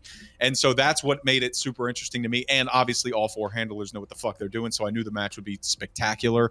And it was awesome. So this is the hype package first was a perfect example of what I was talking about earlier with the ISU match, the North American title match, where it did not have really any story elements. It didn't really have any kind of aesthetic it was trying to prove to you. This one did it in spades. The whole first start part of it, with showing John Carter as the tag team slut with like all the different partners he's had.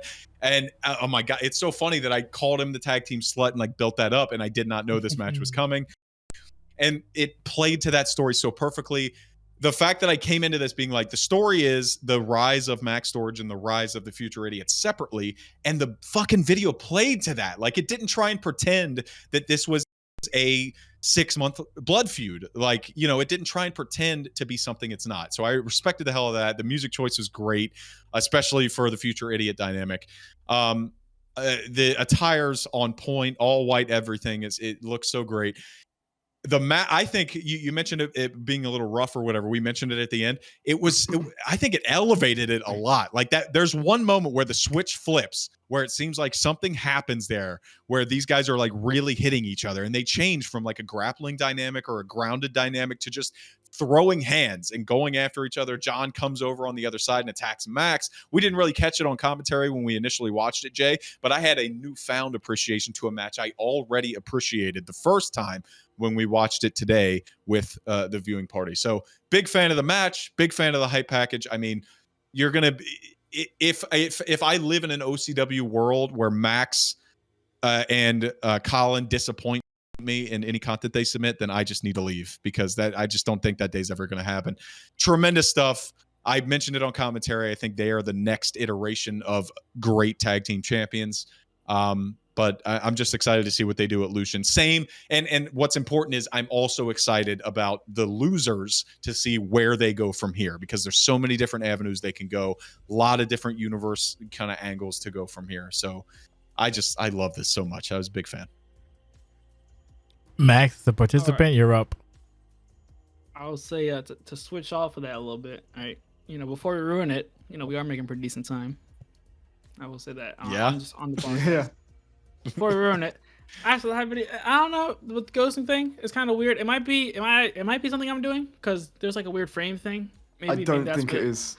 I don't think it's the game. Oh, I'll tell you what, I'll break out here. He's breaking out. Like, I'm using my breakout. Say the ghosting thing is another unfortunate way that 2K23 has shit the bed. Like I'll be honest, I cannot use the highlight reel in this game. I mean, I've mentioned it in detail in the War Games thing.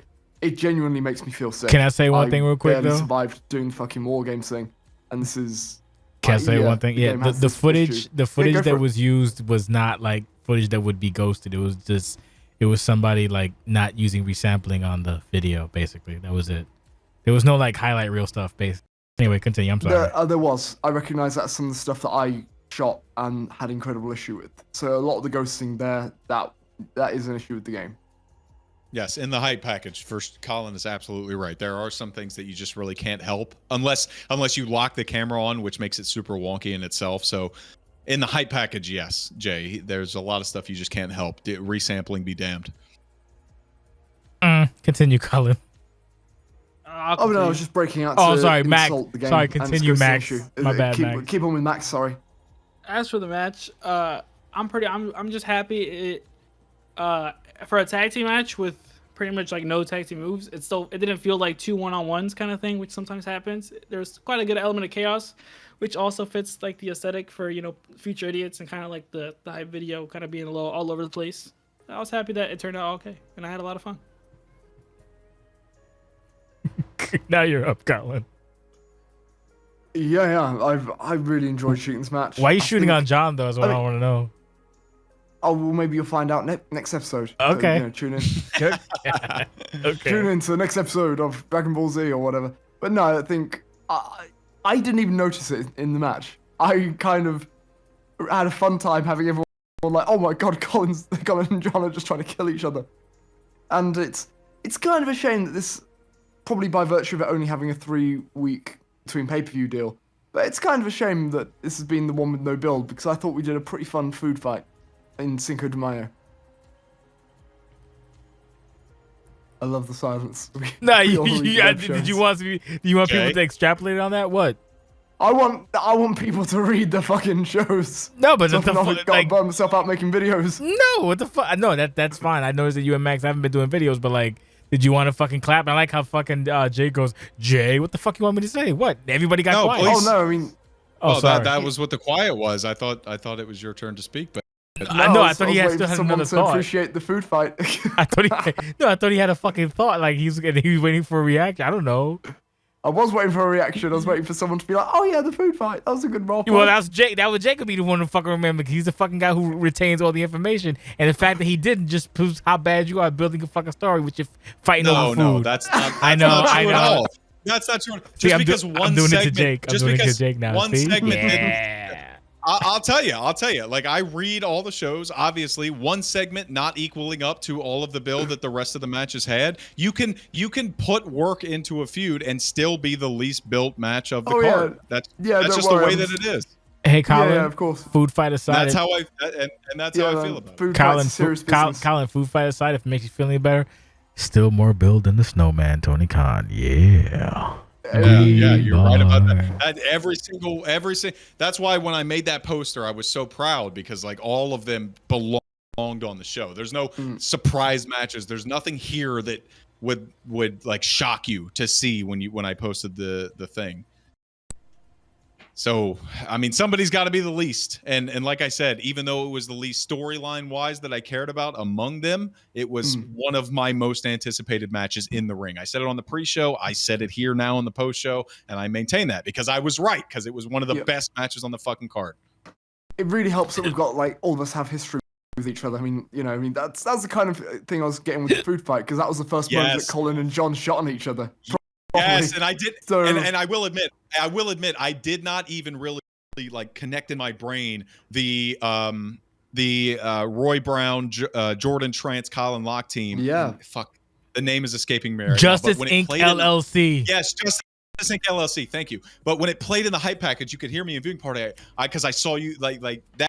That inclusion in the hype package is exactly what the fuck I'm talking about with story and aesthetic and playing to the music, because as soon as I saw that, my brain went, oh fuck, this means a lot now. These guys have a lot more history than I originally thought, because I mean, we absorb so much content, whether it's OCW or anything else. There's a lot of things that slip through the cracks. That's why you have to be so upfront about what you're putting in front of the viewer, and you both do an amazing job at that. That's why I was immediately drawn in. I was already drawn in, but I was immediately drawn in again from all the things that I already had forgotten. Anybody want to add anything? No, I mean, but yeah, no, played by everyone involved. Solid fucking match. All the way I think around. it's time to go to the segment of the decade. Jay. Oh god. Oh, wait a minute. Are we going to it? One of the greatest. Are we going to that place? I have ever seen. Since I have been here. Are we going to that in place? 2017, I have never seen something this entertaining. Our voices in our head. Are they talking to us? Yes, they are, and they're telling you this is amazing. The freaking effing pose off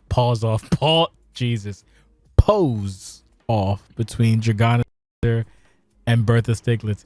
If I had only one complaint, and my only complaint is that I didn't go full Steiner, just not full, like basically just the other than that, no. This entire thing was top to bottom. I kind of wish me and Jake would have called it, but then I kind of don't, because what would have just happened is we would have both been making noises for about the 5 minutes that the video was up. That's what would have happened. I don't know. I like Drake's new video. Like, Drake doesn't really do videos all the time, so this whole video thing of using like music and sounds, it's simple, it's effective. I love it so fucking much. I don't know where to begin. Fucking stupid Spider not dying, showing up with his it's stupid. This is like what Impact would wishes they could do sometimes. I know Impact would be all over this shit. Fucking Dragana Steiner, the pose off. I think Jago knows my favorite part of the entire promo. Fucking dive. That's what Drago knows. Drago knows that's.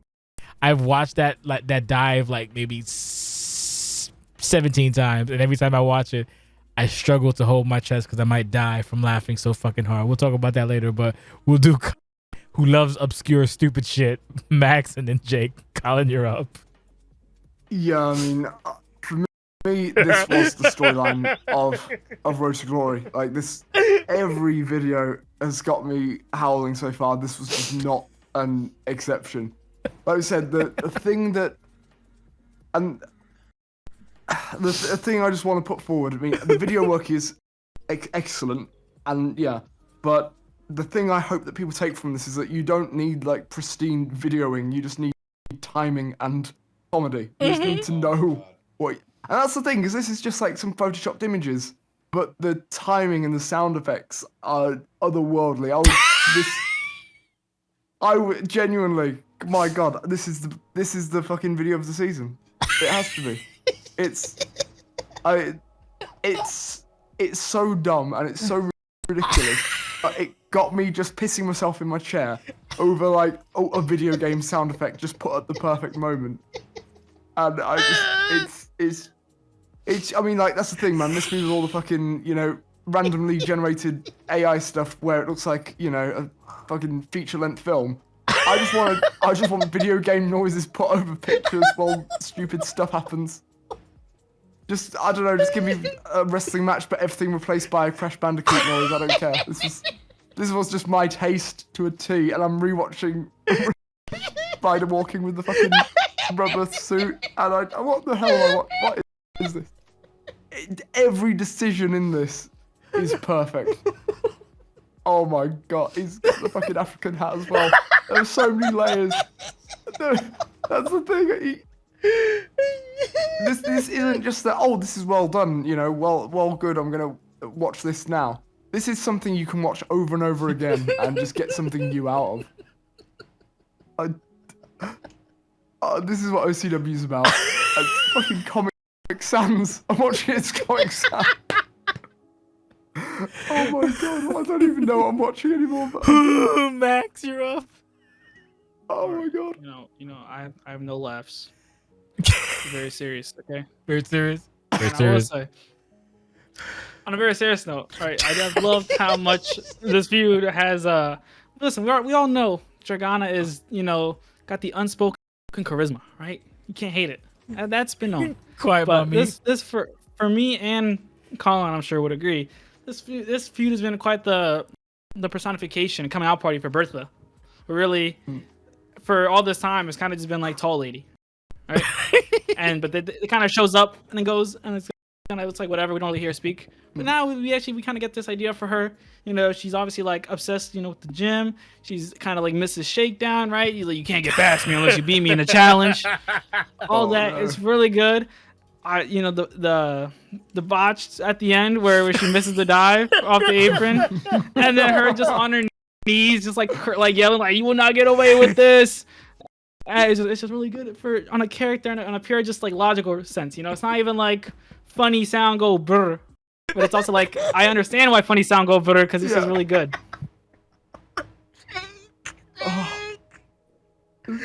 Jake. Is Jake alive? I think Jake is not alive. I think we've killed him. I think we've killed Jake.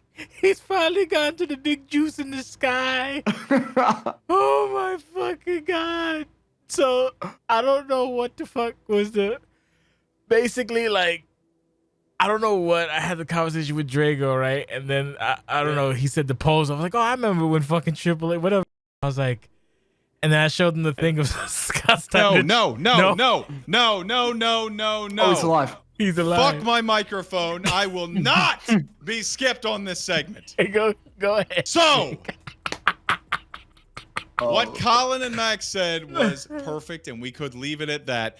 But I want to just underline a couple things that was said. Colin saying you don't have to be a master of like technical craft. It is unbelievable what you can do with simplicity and storytelling. Like you don't need, like Colin said, it's just a couple of photoshopped images and perfectly placed. It's just somebody knowing how comedy works, how pro wrestling works, how emotion works, how storytelling works. Like the reveal of Spider and the delay for it, amazing.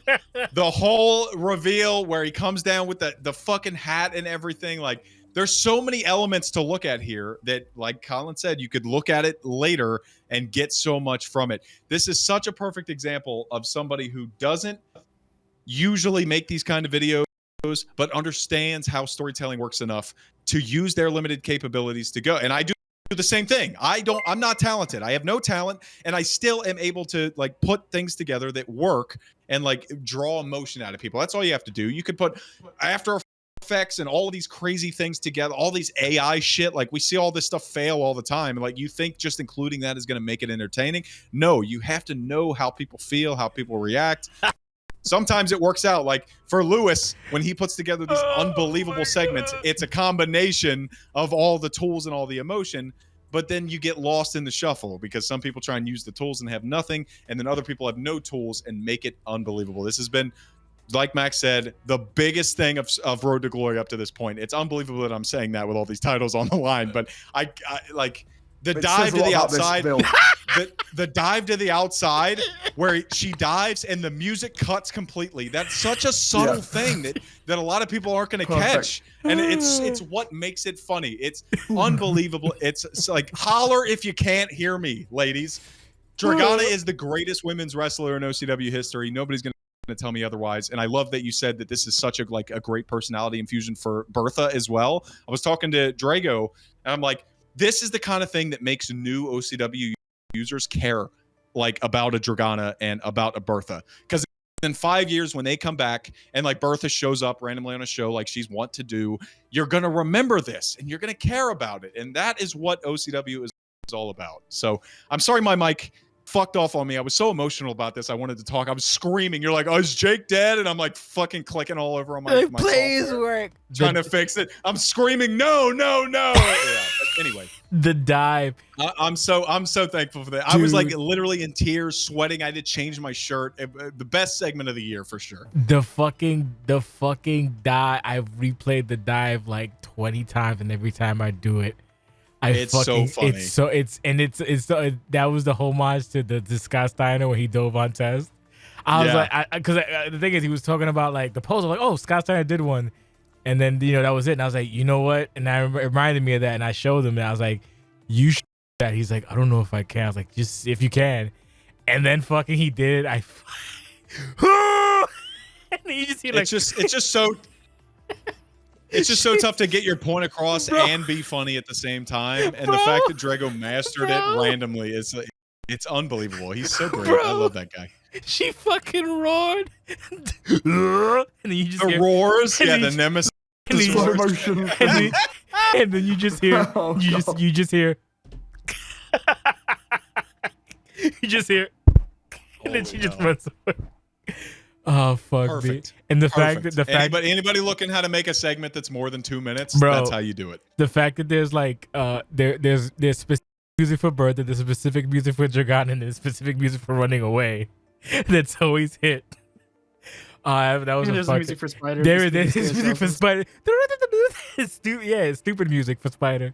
Use the tools you have, man. Oh fuck me, that shit. I gotta watch that shit again. That shit always fucking that kills me. What a great fucking segment. Moving on. Not so great segment. I'm just kidding. This one. My fucking sleeper of the fucking of the evening. This one. The music video was okay. Didn't hate it. It was good. I just the fucking loud noises was sensory overload, but the music video itself was kind of cool. This match though, I love this match so much. This match was super fucking fun to watch. I did not expect it. I think, did we call it the first night when I was fucking juiced? We did, right? Yes, because it was supposed to go way earlier in the show, but we moved it. Yeah. It was supposed to be, whatever. We won't get into it, but we called this match. I think it was the last match we called. We called 4 matches. This is number 4. Great fucking match. This is super fun match. I don't know. This is the thing that I enjoy about OCW is we don't. I shouldn't say we because I don't compete, but don't. We're talking about Deborah versus Marissa. Yeah, Deborah versus Marissa. By the way, the video. I mean, the video's playing, so people should know. But yeah. Oh, okay. Yeah, it's on the stream. But the fact that it was these are not spots that are called. These are just organic things that happen.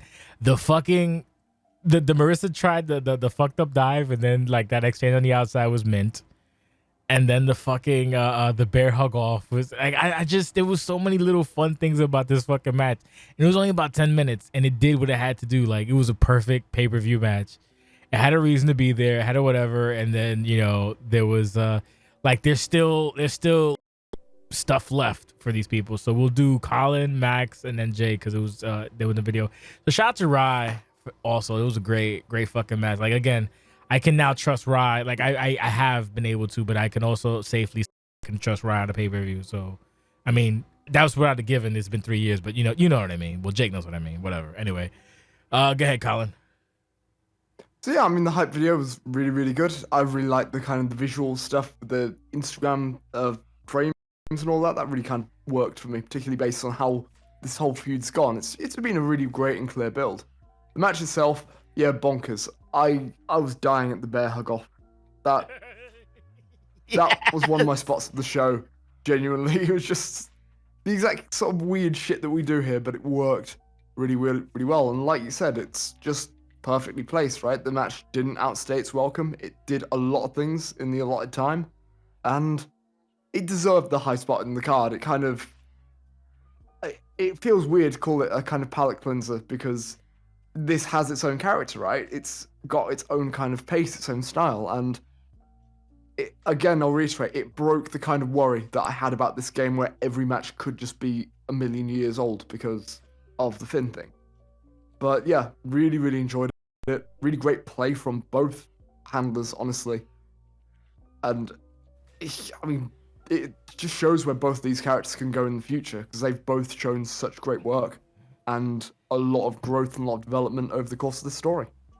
And before we get to Mac, it just shows that, like, again, like, even though this game is stupid, you can still make magic without like trying. Again, the fact that everybody lost. Look, I need to put this into context for people who don't understand. Maybe people watching might not understand, but there was about 20 people in the VP watching privately on the OCW Discord.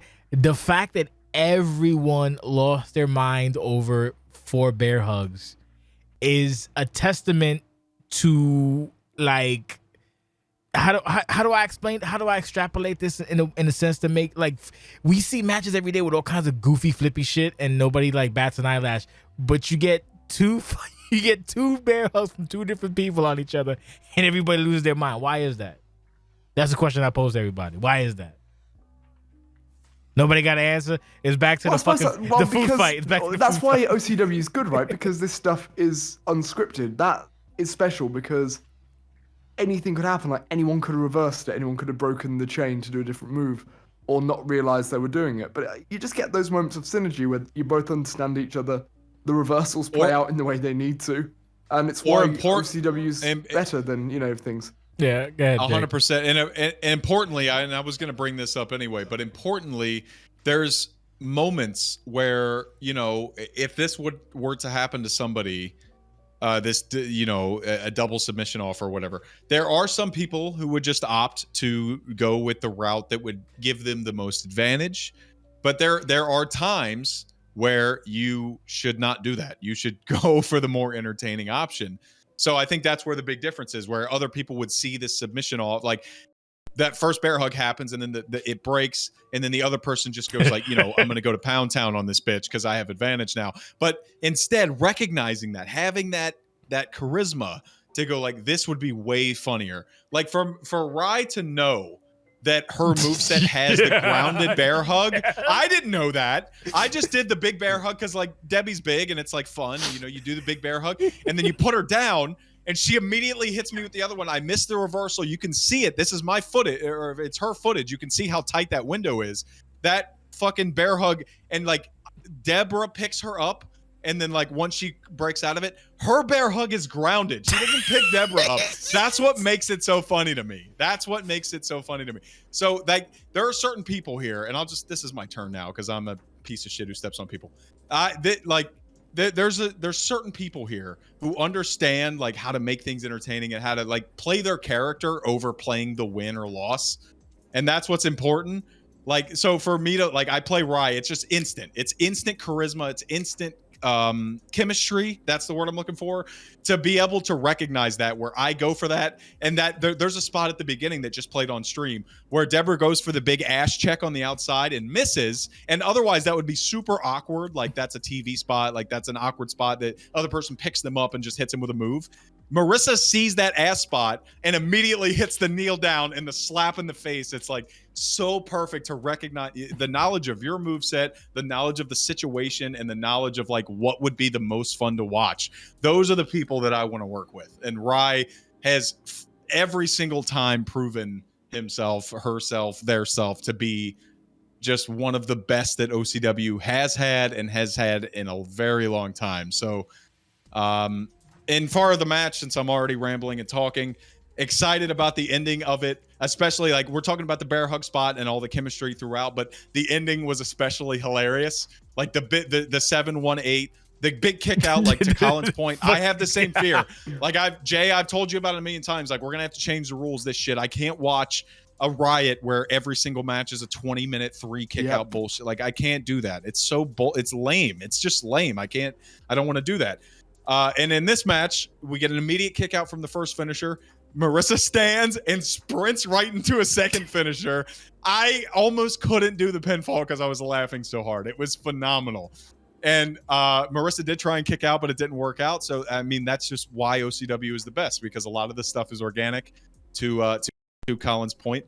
And the ending was, I think, perfect too. Like that's what Deborah has done to everybody. That's what the videos that led up to this, her Queen of the Indie bullshit. She has been disrespectful and arrogant and trying to beat up these people she feels better than. I didn't really talk about the hype video.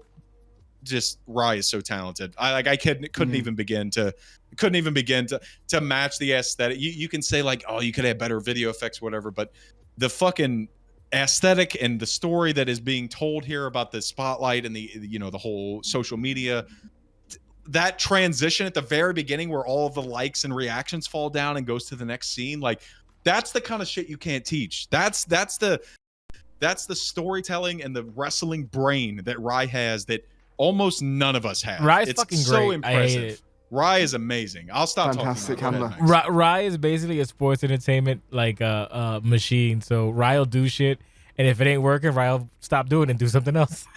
Rye always does that all the fucking time. I think Max, go ahead, Max. I think that Rye is sports entertainment extreme. Okay. Oh, nice. And nice. I think in the music video with I think the video effects were better than the music choice. Actually, I think the video effect was way more fit the aesthetic with the Instagram, the likes, and even had like the little font for like the little diva text. That always worked perfectly. As for the match, I kind of hate you, Jake, because you took my turn and you said what I was gonna say. Like, come on, give me one or the other, bro. So, but 100%, it's like knowledge and skill of the game to like know your moveset and know exactly how your wrestler would react to what's happening. Because OCW is all about rolling with the punches. And when you're able to like take someone literally falling on their ass and make it into something that makes sense, like both of them did at different points in the match, and both when the opponents would miss a dive, and they'd make it work. And because sometimes we all know the game isn't perfect, but if you cover it up, kind of like a real wrestler does when things don't go their way, it just makes it so much more an enjoyable and memorable experience for us, the fans. And similar to what I think what Colin was saying about this is like this placement was just perfect because we had like the longer match, the longer tag match, and it was kind of like your bare bones, like a little bit more like simple, just back and forth, just well worked match between two people that knew what they were doing, and it kind of just served as a stopping point for the rest of the show. Yep. Like there's like little things where you like can tell the person knows what they're doing, and not everybody has that talent, or some people even develop that talent. Like that's a talent that a lot of hoots have, just fucking. Like for example, when we just saw it on the Twitch, maybe you didn't, but I did. Like when Rye dives and misses like each shit, rather than I'm gonna pick you up and do a bunch of moves. Nah, just goes for a pin. Makes sense. I don't know. It's a weird play. We're hybrid for a reason, because we're not fucking the cheesy bullshit Discord fed with no content feedback. But that's us anyway. I fucking love this match. I don't know if this is my match of the night, but this is like a real. I really enjoyed this match. Really, really, honestly enjoyed this match. Both people did fucking fantabulous. I probably give this 4 seltzers if I do my bullshit thing down the line. You miss a springboard fucking pin. You don't gotta get fancy with it. I need my advantage. Fuck your fucking advantage. No, especially given your role, like the super shitty heel. Like, why would you pick her up? Exactly. You're hurting yourself in that point. Just play your character, man. Exactly. All right. Next up, we got Drago confronting Nate Ortiz. I'm a Nate fan. I'm a Nate stan. I knew this was coming a mile away. I did not know that Drago was actually 7-0 at Lucian. So that's a new what you call it? Is it dichotomy? Wrinkle. Or wrinkle, whatever in it. I don't know how many times have Nate and Drago fought at Lucian. I think it's twice. I might be wrong. Once. It might have just been once. Once. It was just once. They fought twice. They had their rematches. So they did. They had one.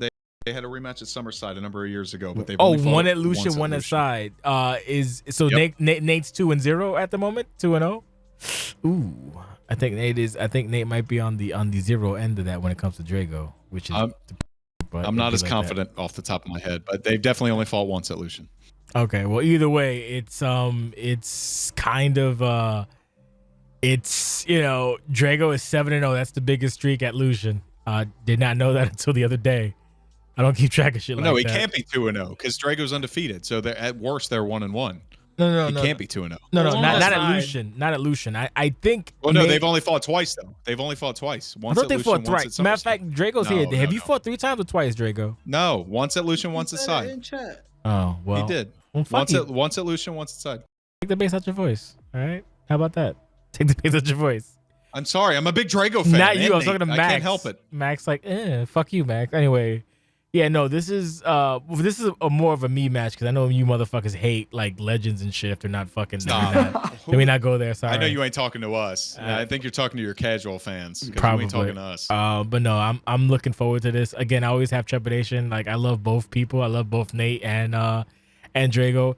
I don't want to see Drago lose his streak, but I don't want to see Nate get 3-0 because that would devastate me. But knowing Nate, like knowing Nate, But it's not. what? Okay. Go ahead. What? It's he can't be 3-0. They're not. It's not 2-0 to Nate. No, you keep Nate- making up a win Nate, for Nate no, Ortiz. Nate doesn't have a win. He needs a win now. He. This is like a series. And Nate, it's only been twice, so Nate Oh, okay. needs a I win. thought you meant Yeah, so 2-0 like to 0 Drago. and 2. But Gotcha. But I went the other way. If Nate wins, then that means he ruins Drago's streak, and I don't want to see that either. But then if he wins, there does have to be another match, and then, like, I don't know, it's gonna be some weird demonic Series 7, and I'm not here for it. It makes me sad. But yeah, we're gonna see what happens. Oh yes, I'll go Larry. first here because Don't cut me I'm off. trying I'm not to. I'm done trying with my to. thought. I'm Jesus. sorry. You're right. Yeah, You deserve more than that. Jesus Christ, bro. Yeah, I look forward to see Larry get fucked on at the Battle for Space and Time 17. And yeah, so you can go first now because you've inserted yourself. But then second will go Max, and then third will go Colin. You may proceed. I'm sorry. I just I was very I was shocked by the segment. I mean, obviously, anytime that I get a segment where both Drago Caesar and Nate Ortiz get their full entrances as they deserve, as they are the pinnacles of what OCWFED is, and the entire reason that I love it for different reasons, but like I still mark for them either way. Drago, I really, really was expecting and wanting a full-on Mugen call out here. I just, based on what has happened, especially with Empress and P3, that they broke our heart. Jay, you know, we've talked about this a lot. Yes. That P3 segment destroyed us, and Yes. it still does to this day. So as soon as Drago was coming out here, my initial thought was, we're going to get Mugen Drago at Resolution 17. Like, this has to happen. And he called him out. He's like, I'm going to smash your boy or whatever. And then it was weird to me because he immediately pivoted to Nate.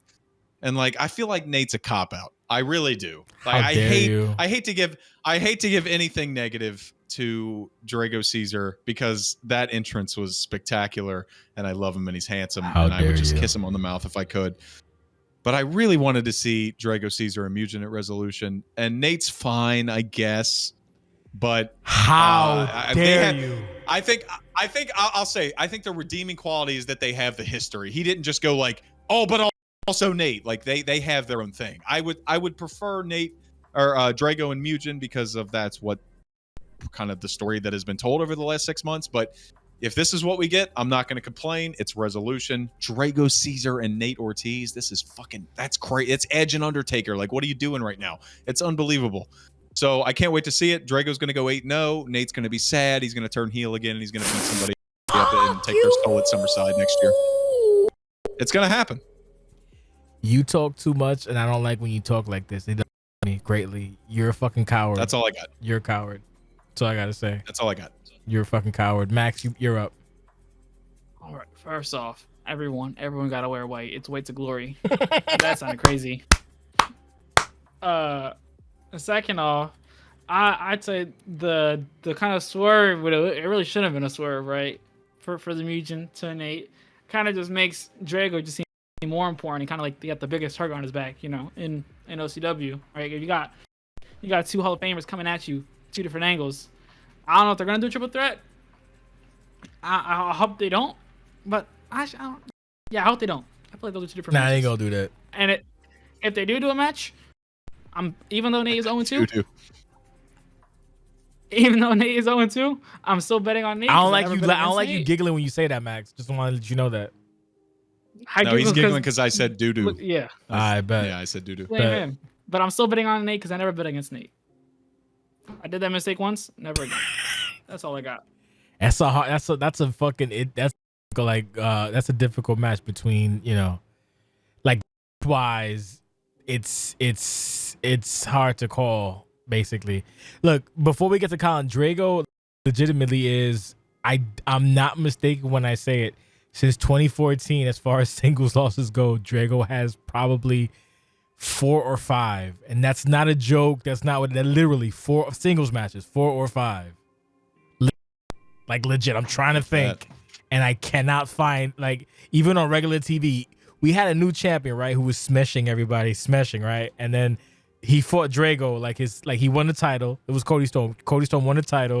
It was this whole big thing. Oh, you know, fucking slam, no psychology, blah, blah, blah. Fought Drago on like a random Riot. Drago beat the fuck out of him. Nobody mentioned it. Nobody talked about it. We just swept it under the rug. And it's been like that since 2014. Like, Drago don't be losing, bro. Drago don't be losing. That name, by the way, is not familiar at all, but welcome back, I guess, Jaden Vet. Yeah, we still here. Colin, you're up. Yeah, I mean, I'm not gonna lie, this match kind of it electrifies the little metagaming part of my lizard brain because Drago is part of your lizard game. Yeah, Drago is, as a player, one of the best that we have, if not the absolute best. Like, genuinely terrifying. And I think I get Max not betting against Nate, but I feel like that's got to be kind of overturned by never bet against Drago. It's like you said, your lizard brain. I was about to say, as soon as I see a Drago match, I'm like, oh my god, I'm about to see this game be played as good as the game can be played. And even though I fucking hate the game at some points, I want to see it done well. I like things being done expertly. So I'm hyped as hell for this match. Like everybody, I think Nate is going to break the record, but if he does, he's Nate. You know, if anyone's going to break the record, you know he's going to stick around and not, you know, Blake on the push or whatever. So, yeah, I can't complain either way, but I'm pulling for Drago for this one. Nate's going to Brock Lesnar his streak. Oh my god, imagine. No. Oh boy, that's going to be one of those fucking matches that's going to make me emotional either way. The funny thing about fucking Drago is like people are like, oh, can you fight Drago? Like, no, go fuck yourself.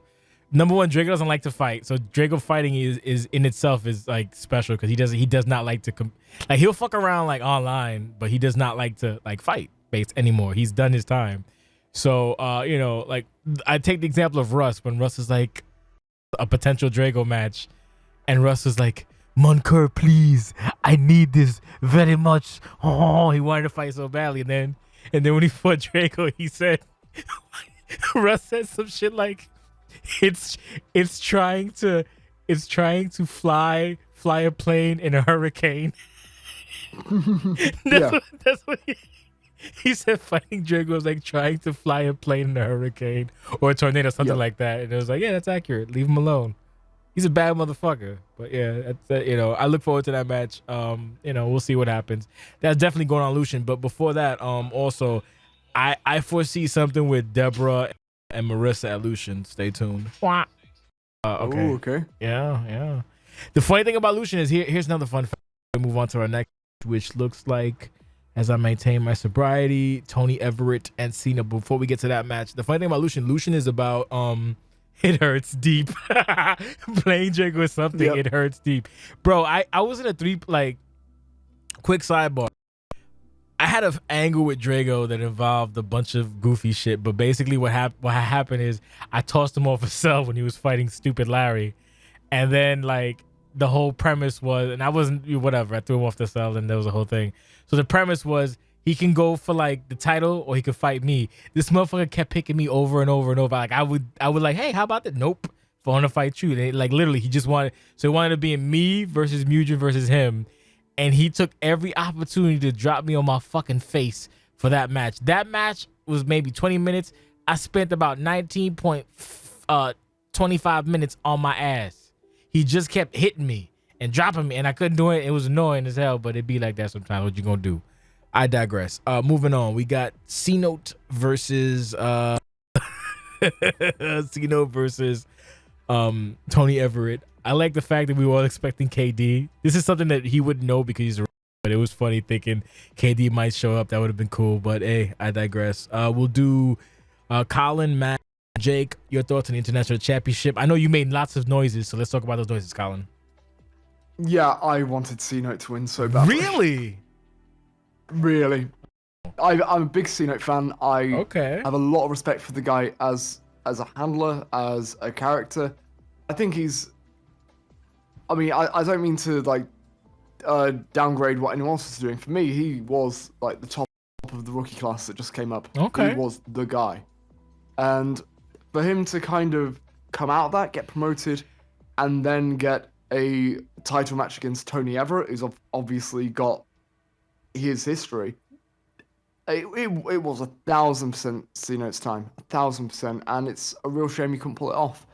And because of that, the match itself I found really, really exciting. I loved watching it because I still, until the very end, I believed, genuinely, I believed it was going to turn around.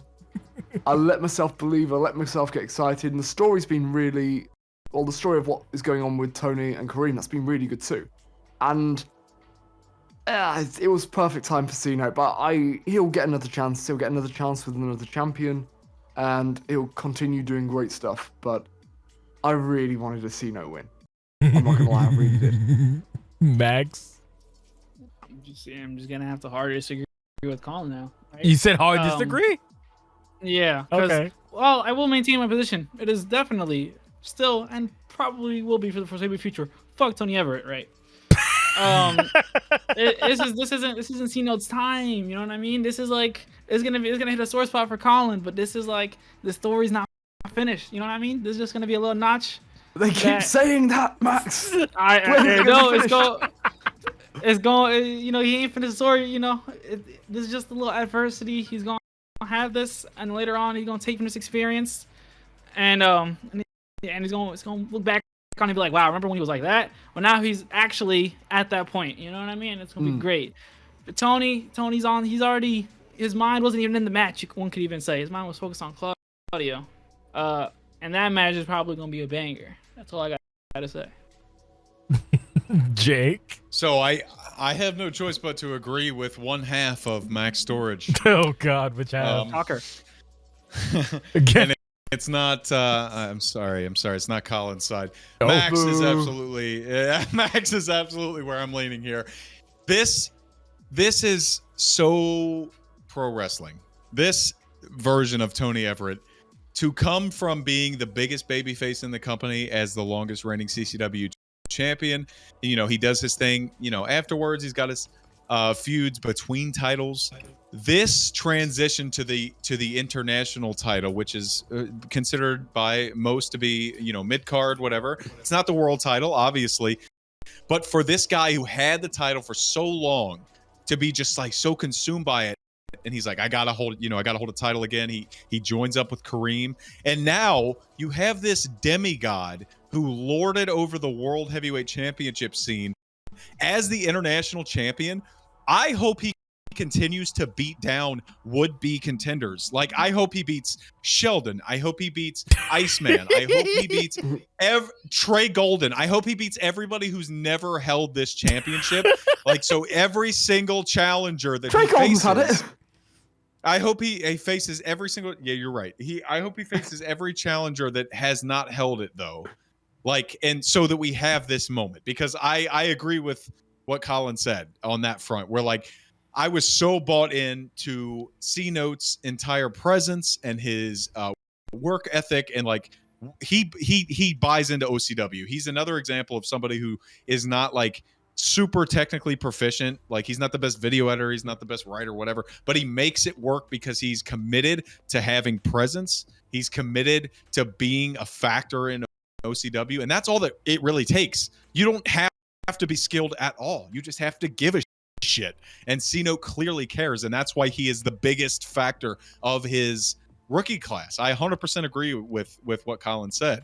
But like this dynamic of Tony to just be this dominant, I hate to say Roman-esque force over the international title, and just to shut down all of these potential like feel-good stories over and over and over makes me so happy because I love Antonio Everett. He's the greatest thing that's ever happened to OCW.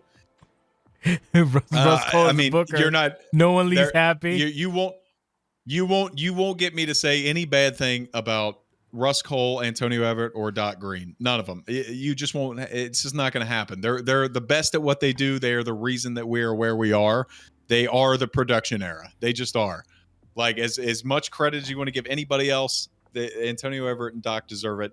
This match was spectacular. It didn't overstay its welcome. It wasn't like fucking 25 minutes long, but it had the drama, right? Because of that match that happened on the Go Home show. That was an unbelievable triple threat match, and it put all of us behind C-Note. I said it before, C-Note, this feels like a moment where C-Note could really break out on his own, get away from the family. He doesn't have to do that. I'm not saying he should or he has to. He can make it his niche however he wants to do it.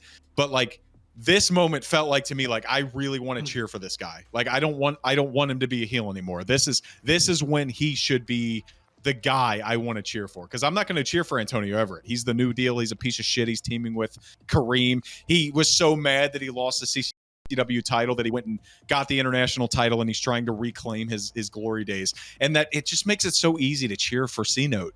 And the ending, like he like the first half of the match was Antonio Everett like taking him lightly and not really giving him his best and trying to like pin him early. The second half of the match was C-Note actually putting up a fight and scaring Tony, but then Tony eventually putting him down with the submission. It was so perfect, honestly, like to play the part that both of them play. Big fan of the match. Did not hate. My only quibble on C-Note is that he's very what I call it, say lizard game, lizard brain, whatever. Yeah, he activates that. Like if he can get the other parts going, then he's got the total package. That takes time though. He just got promoted. And it'll come. Yeah, I hope he just got exactly. I hope it does. He's the future of OC. Say that I'll go far as to say it. Like C-Note is what Antonio Everett was 4 years ago. I'm saying it right now. In 4 years, you know what? Thinking about that, God forbid OCW lives that long. Not a fairly. C-Note will be where he is. That's not a fair. That's not a bad assessment. Thinking of how. Like I said, when Doc and Tony both started, I remember training Doc or testing Doc, and I was like, "Stop rushing, kid. Slow down, calm down, stop it." You know, he was very metagamey, and then he over. Then now he's where he's at now, and he gets it. So I guess you just learn to understand what matters in OCW. Yeah, like don't run. He's pick so up ahead something. of his time yeah. there. He's getting there. Yeah, he got there.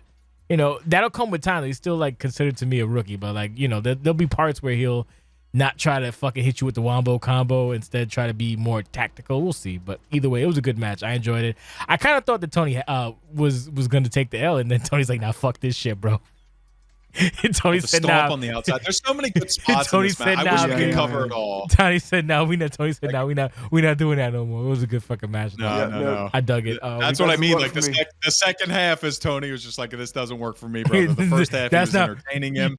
Kick out of That's why it was such a good story, because he kicked out of the first one and then Tony didn't know what to do. C-Note started putting up a fight, like that waistlock. We're watching it right now on the stream, and like the second half of the match when Tony's like, okay, this is a real threat, and he had to like really put him down. That gives C-Note so much credibility, in my opinion. Well, he fought Quartz at the very beginning of the season. Like he's on every single show. Like you cannot watch an OCW show without C-Note, and I think that is the biggest point.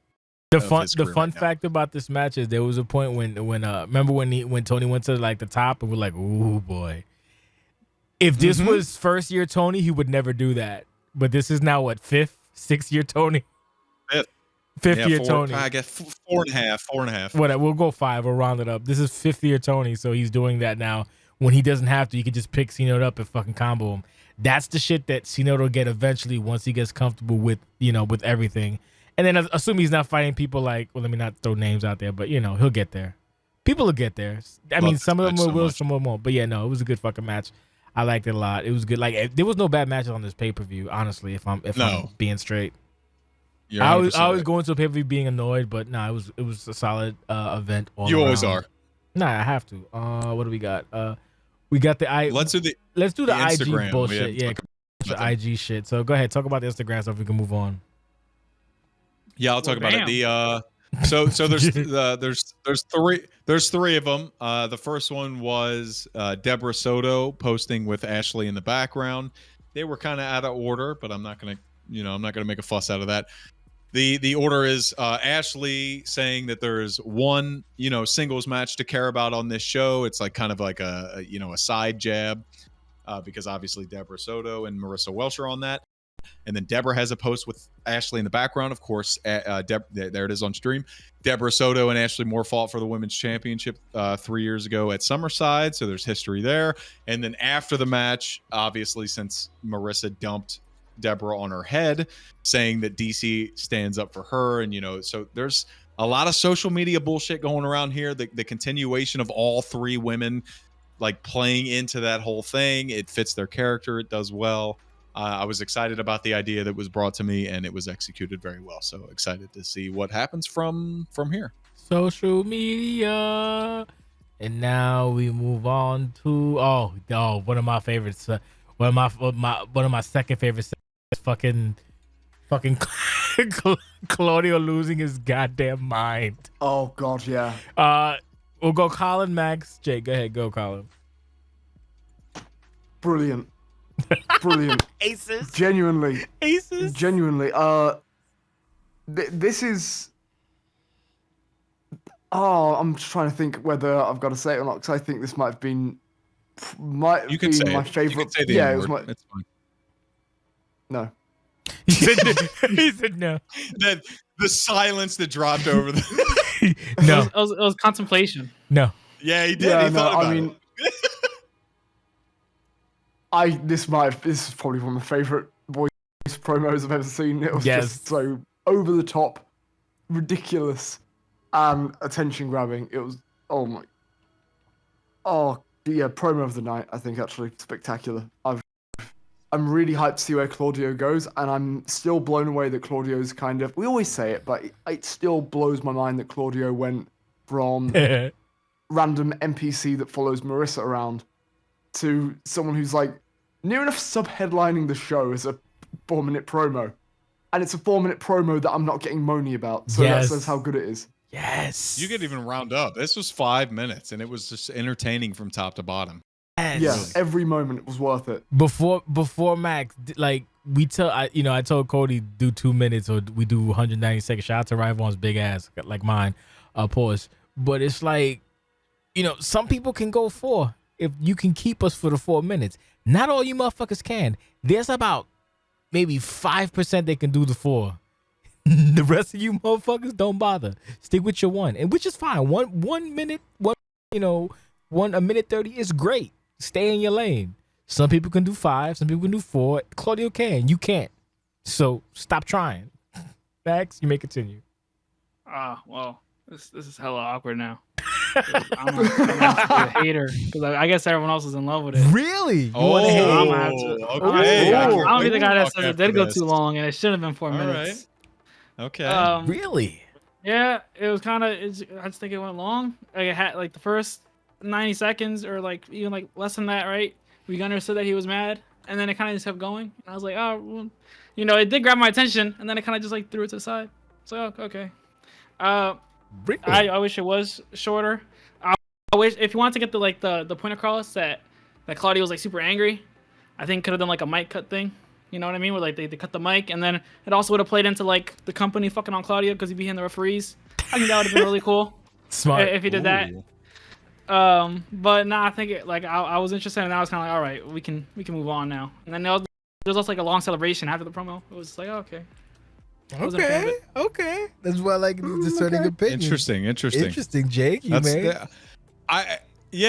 think one thing that skewed me here is that Claudio usually does not have voice promos, and this one had a voice promo, and not only had one, but really delivered it in a way that was so much better than most of the voice promos we have. I'm not gonna lie to you. Yeah.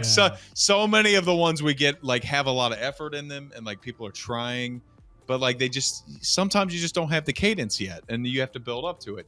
This one, whether Rye was using AI or not, this one Oh, had that's the Rye. cadence. Like That's it felt like Claudio was like really saying, and like Collins mentioned it another time, there's so many aspects of what we do that like can take you out of it, right? You can immediately go like, this is a character in a video game just saying whatever. This one did not have that. I was immediately like, this is a motherfucker who's like fed up and he's going after it. This is the promo. This and the Drago one is a good example. The Dragana one is a good example of like why I can't blanket when I tell rookies like, don't have a promo that's 2 minutes long. You know, don't have a promo that's 3 minutes long. If you do it in a right way, if you do it like you said, Jay, there's like 95% that can't and 5% that can. If you have action and you have like impactful things throughout the whole thing, it can go 4 minutes. It can go 5 minutes. That's fine. The attires helped a lot. Like the vibrance of it, it felt like a big deal. The voice promo was the biggest part of it. Like the impact and the cadences of it was so well delivered.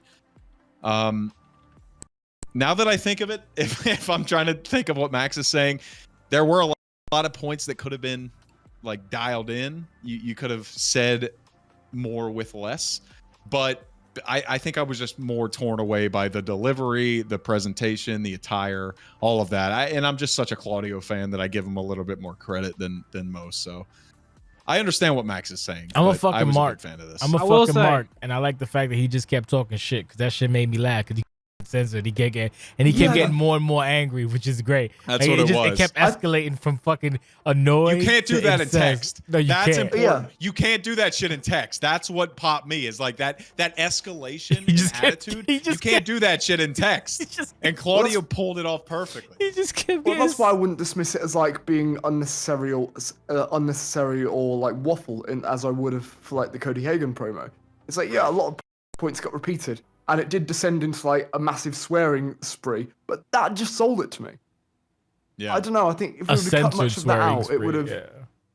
Well, that's what I'm saying. The censoring made it better. That was a great choice. Yes, it did. But I don't know. I think this was justified by its length because of how ridiculous it became. I think I will say too, just to give Max, just to give Jay his flowers because he never gets them.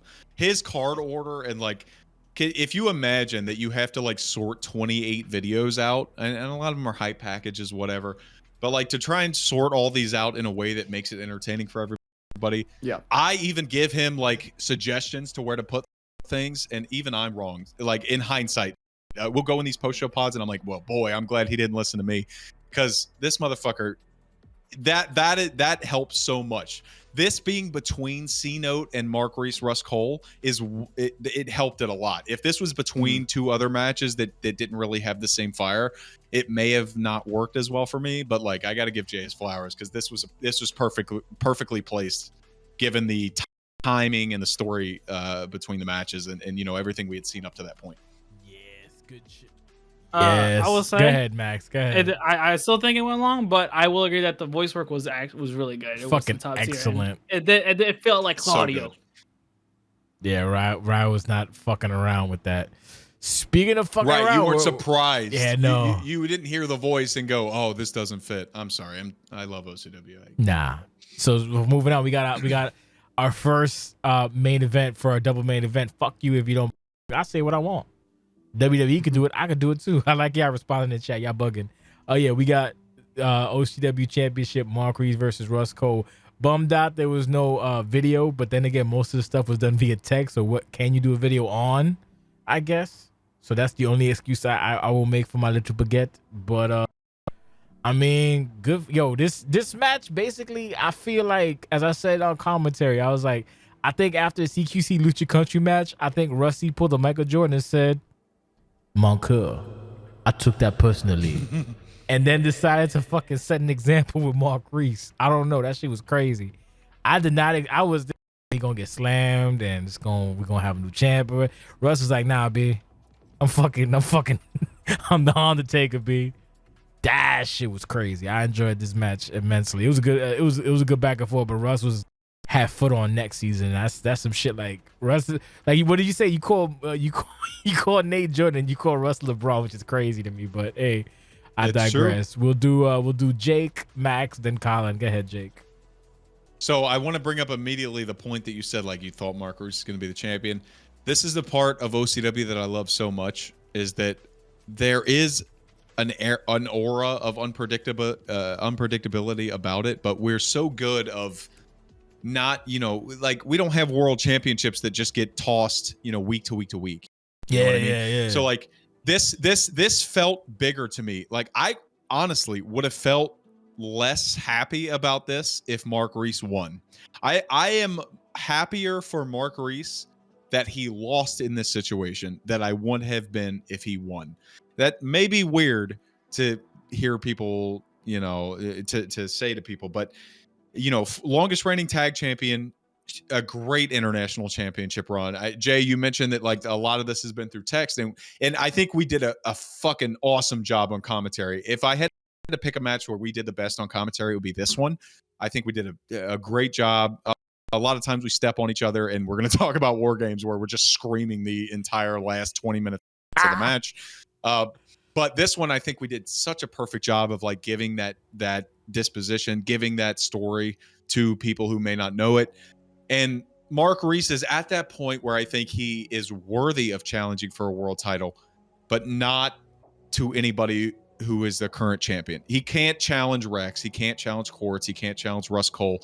Just in the structure in the universe that we have properly built, this is way better for him. A loss for Mark Reese is so much better because I want him to win. I really want him to win. And if he just steps up and wins, it feels lesser. So now that he gets knocked down by the greatest of all time, aka LeBron Cole, that like it doesn't bother me at all, because now Russ Cole is firmly cemented as a main event, or not, I'm sorry, Mark Reese is firmly cemented as a main eventer.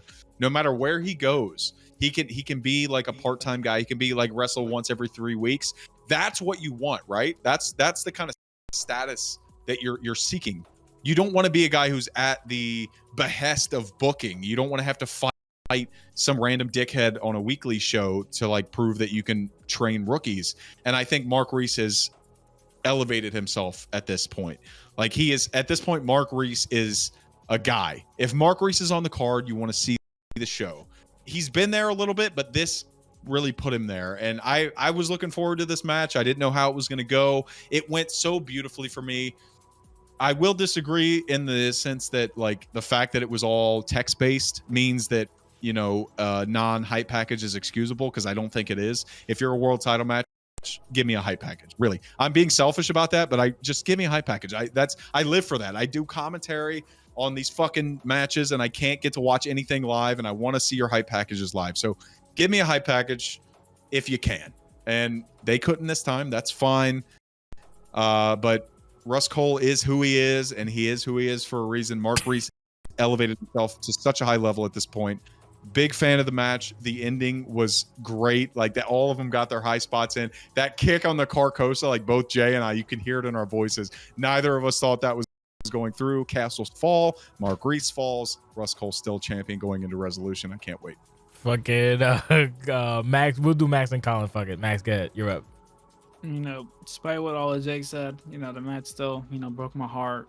I want to see the era of Mark Reese. It's kind of like, I feel like it's kind of like those weird like real life wrestling things where like the crowd's behind the dude, but the booker doesn't think that he could be that guy. Like it's kind of that's kind of vibe I got for it. I was just like, damn, I really just wanted him to win. Why would they play games with me? And I'm the booker. I'm so biased right now. I am not even gonna deny it, Max. And I was like, damn. It was a really good match, but it was also heartbreaking to just see like repeatedly just like Rush just hitting his stride and getting the momentum and just taking it. Like you can see the moment where Reese lost it before he got pinned, if that makes any sense. Yeah, no, 100%. I 100% agree. Yep. Colin. I find myself agreeing with Jake here, actually. I think Russ played this one spectacularly. I'm just kind of watching it in my other screen because the character playing of the Russ Cole character is just on display throughout this match. And showed why the dude's the champion.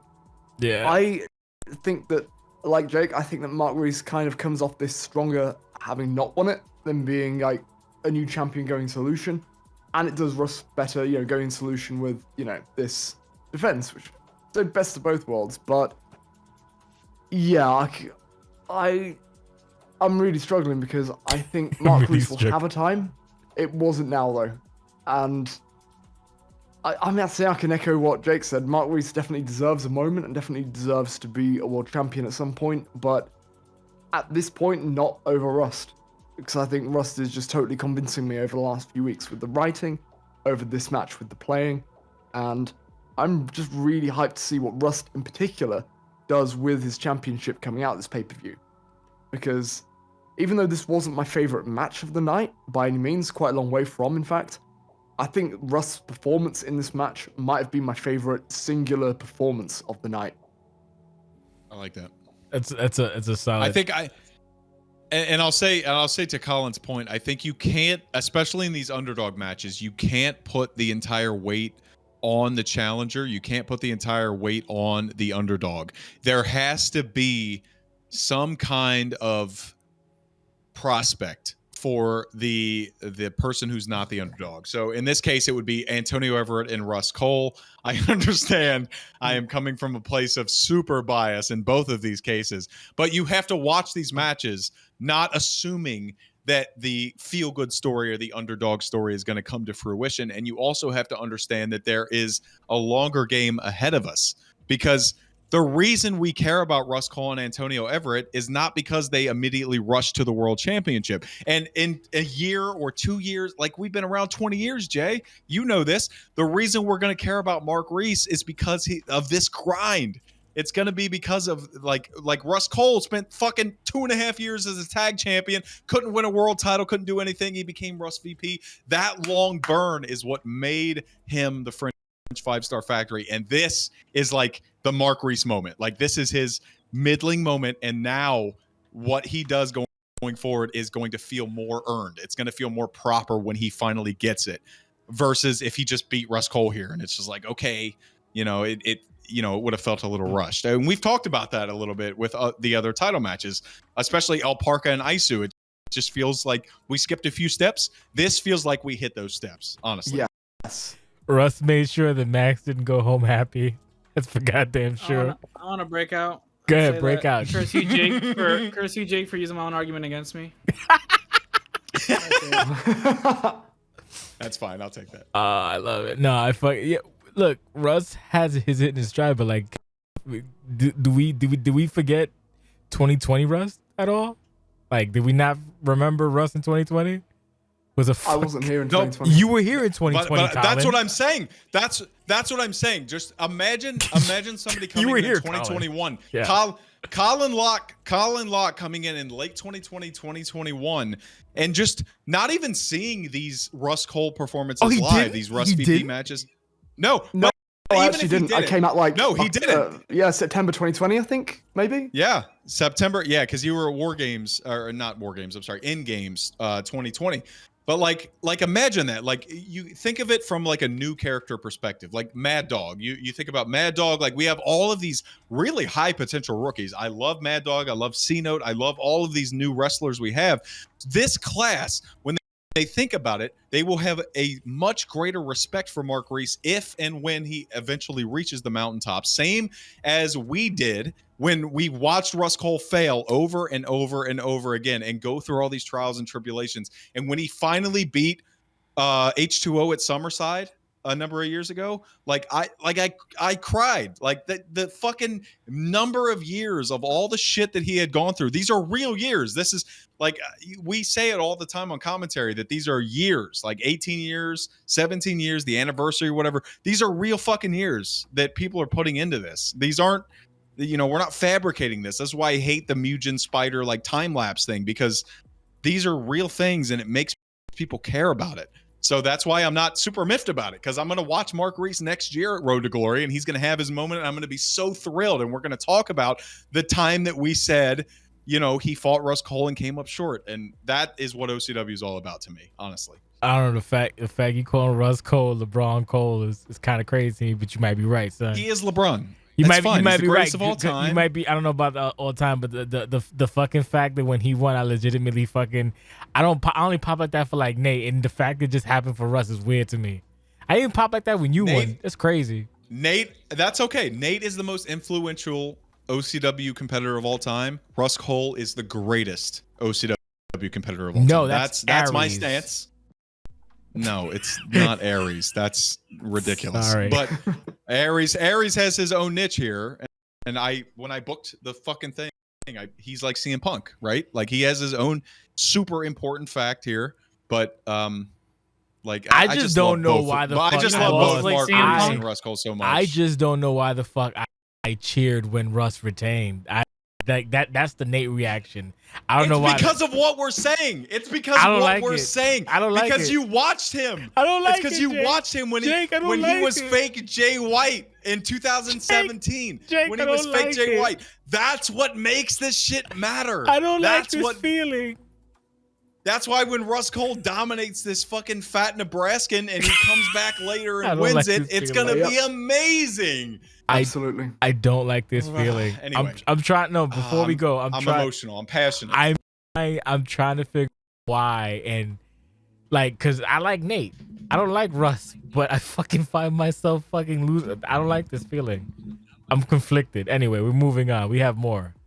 Fucking Russ. Yep. LeBron. Well, we have We're almost. LeBron Cole is gonna fucking be a thing now. I swear to God, I'm gonna be annoyed by LeBron Cole. We have Zoe Cole, and I'll tell you, Speaking of you know what Cole- makes him LeBron is he's not gonna be the one who says it. He's never gonna be the one who says. he's Good the job greatest. on It's your gonna be video, everybody else. stupid. That's what makes him. Yeah, let's go to Zoe Cole so we can make fun of him for his stupid fucking. Good job on your bullshit. video, you fucking idiot. Wait, why is it coming out like that? It's not even showing up. What? Oh, because the sound part. No, this seems like your fault. No, it's not my fault. We're gonna get a video soon because remember, it's like 40 seconds of a monster this, monster that, but then there's no monster. It's fucking a French lady, whatever. Do we need to Poor talk about Colin. this, Zoe It's Cole? like it's like 4 a.m. here. Yeah, we should. Zoe Everybody Cole- deserves it. This was a big moment to me. This was a real big moment to me. I'm interested to hear what Max and Colin think though. So let them talk. Okay, Max, you're up. Then Colin. Oh, she's on the other side. She left Christianity. That's all I really gathered. I'm happy for her. Yeah, I I'm mean- happy because I remember Zoe Cole. But you know what? I actually had a real thing. I remember Zoe Cole, right? But I saw it in the VP when I said La Mujer Obscura. I'm like, why does it say La Mujer Obscura? Totally she would go back to her real name. And I'm like, her real name. And like I literally forgot because it's been that long what her real Zoe name was, Cole, what her first yeah. name was. And I literally struck me. And I was trying to look through like the YouTube, but every time you look up Cole, you're also gonna get Rust. So I couldn't even find out until she revealed it in video. It was like a whole thing for me personally. I like how you going through it, trying He to went through a figure it out. journey. He was trying to get Yep. it. Zoe Cole. I don't like the fact that Russ is also a fucking all-star handler. It's starting to bug me. Go ahead, Colin. Ugh. Yeah, I mean, solid. You I know, don't like Blonde hair this. showed up without. It's like the kind of Clark Kent thing. She's had the weird bandit face mask on for pretty much all the time I've known this character. Right. So just when she comes out without it, I'm like, hold on, who's this? Like, But yeah, Why does no, she have it looks a solid. rose? I'm looking forward to seeing what Zoe Cole's all about, and he is gonna be good. Women's division right now is on fire, so yeah, it's why not? kind Go of for it. crazy. It's kind of crazy. Like it's a really good women's division, but like I like Cameo a lot. I don't want Cameo to take a back burner on this shit. So we'll see. We'll see what happens. But Well, this is Russ Cole we're talking about. I know so I'm let's see getting what happens. tired of him being an overachiever despite hating everything. It's starting to bug me. Fucking. She'll Can just I be talk run for about Zoe cameo Cole? appearances. You can talk about Zoe Cole, you fucking Mark. Go ahead, go enjoy yourself. Indulge. right. Indulge. So I will admit that, I did not immediately recognize who it was because the theme was different. That's fine. It may have been one that she had used right before she turned to La Mujer. But like now watching it back on the stream here, the face scan is exactly the same. The eyebrows are exactly the same. Like I can see it now. Yeah. When I was in the viewing party earlier, I really could not see it. I was a big fan of the way that she kind of handled it.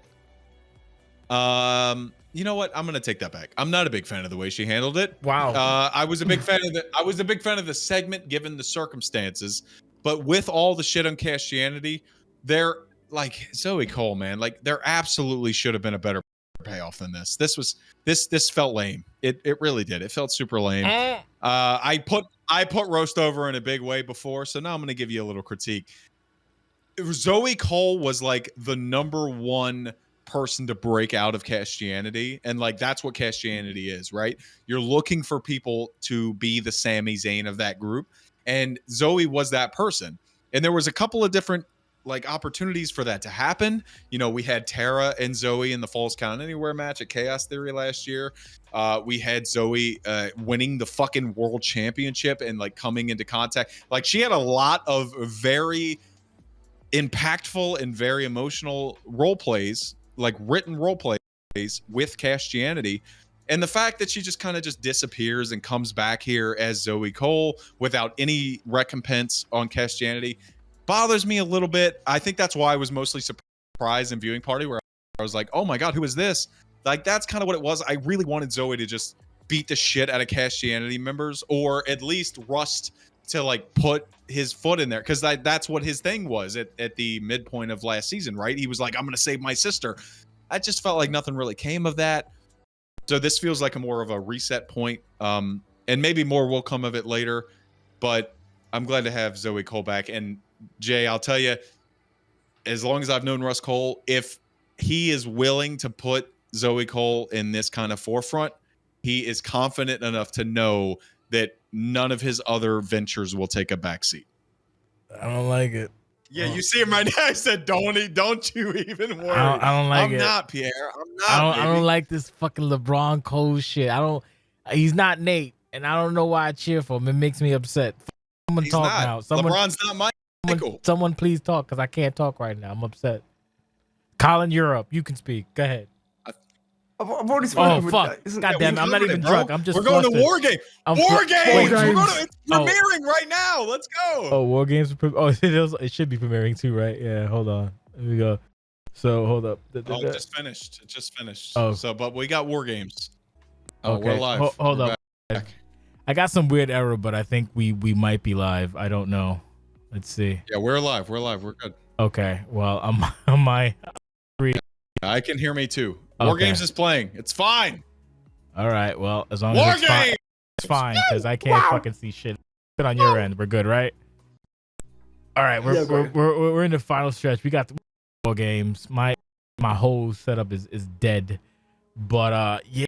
Oh, this was I've wanted up watching this thing like at least, I'm gonna say maybe 3 times already, 3-4 times, just watching it and then just kind of get caught up in it.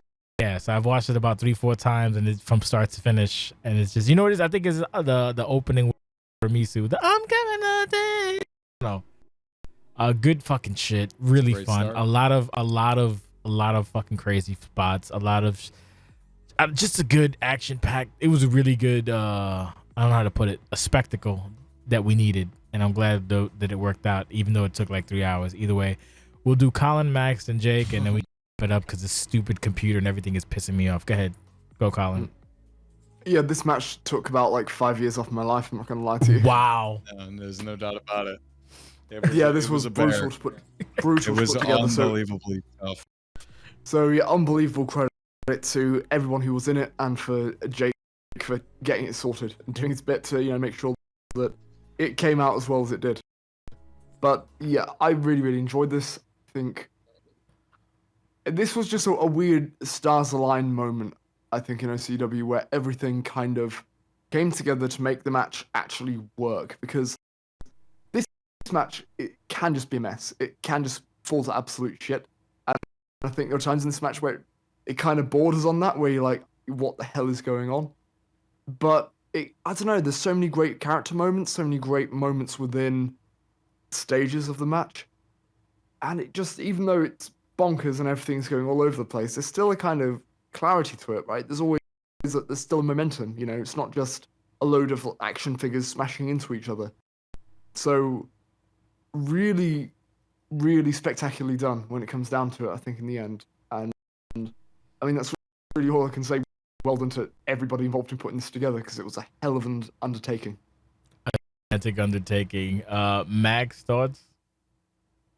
Max was the only one here not a part of this, so I'm super interested to hear about I their thoughts. had to. Well, I was like, I had to just disagree with Colin. Hold on. All right. It's gonna be one of them. Fuck It's you, one of them. Colin. Cause I'll start on the match. No, I'll work my way backwards. For the match, there was no logic or sense to it. It was just chaos, and that's what was promised. That's what was advertised, and that's what we got. You know, these character moments. Sorry, brother. I just saw stop signs flying, tables hitting people, Terra glitching through the ring. It was madness on The display. Terra glitching through the ring was. And it was there was no like lulls. It was nonstop. Just, you know, as soon as like one person gets put through a table, there's like a person jumping off the cage. You know, et cetera, et cetera, et cetera. And that's what you pay for when you do it War Games, right? Putting the match together, it looked like it was hell, and I imagine it was way worse than I could even think about. One thing I will say, the hype package, I actually wasn't overall a super big fan of it. It felt like one of those videos they play. Like it was kind of shot like a movie trailer kind of thing, like kind of like a something like that. But it felt like one of those post-credit scenes. That's what it kind of felt like to me. It was kind of weird.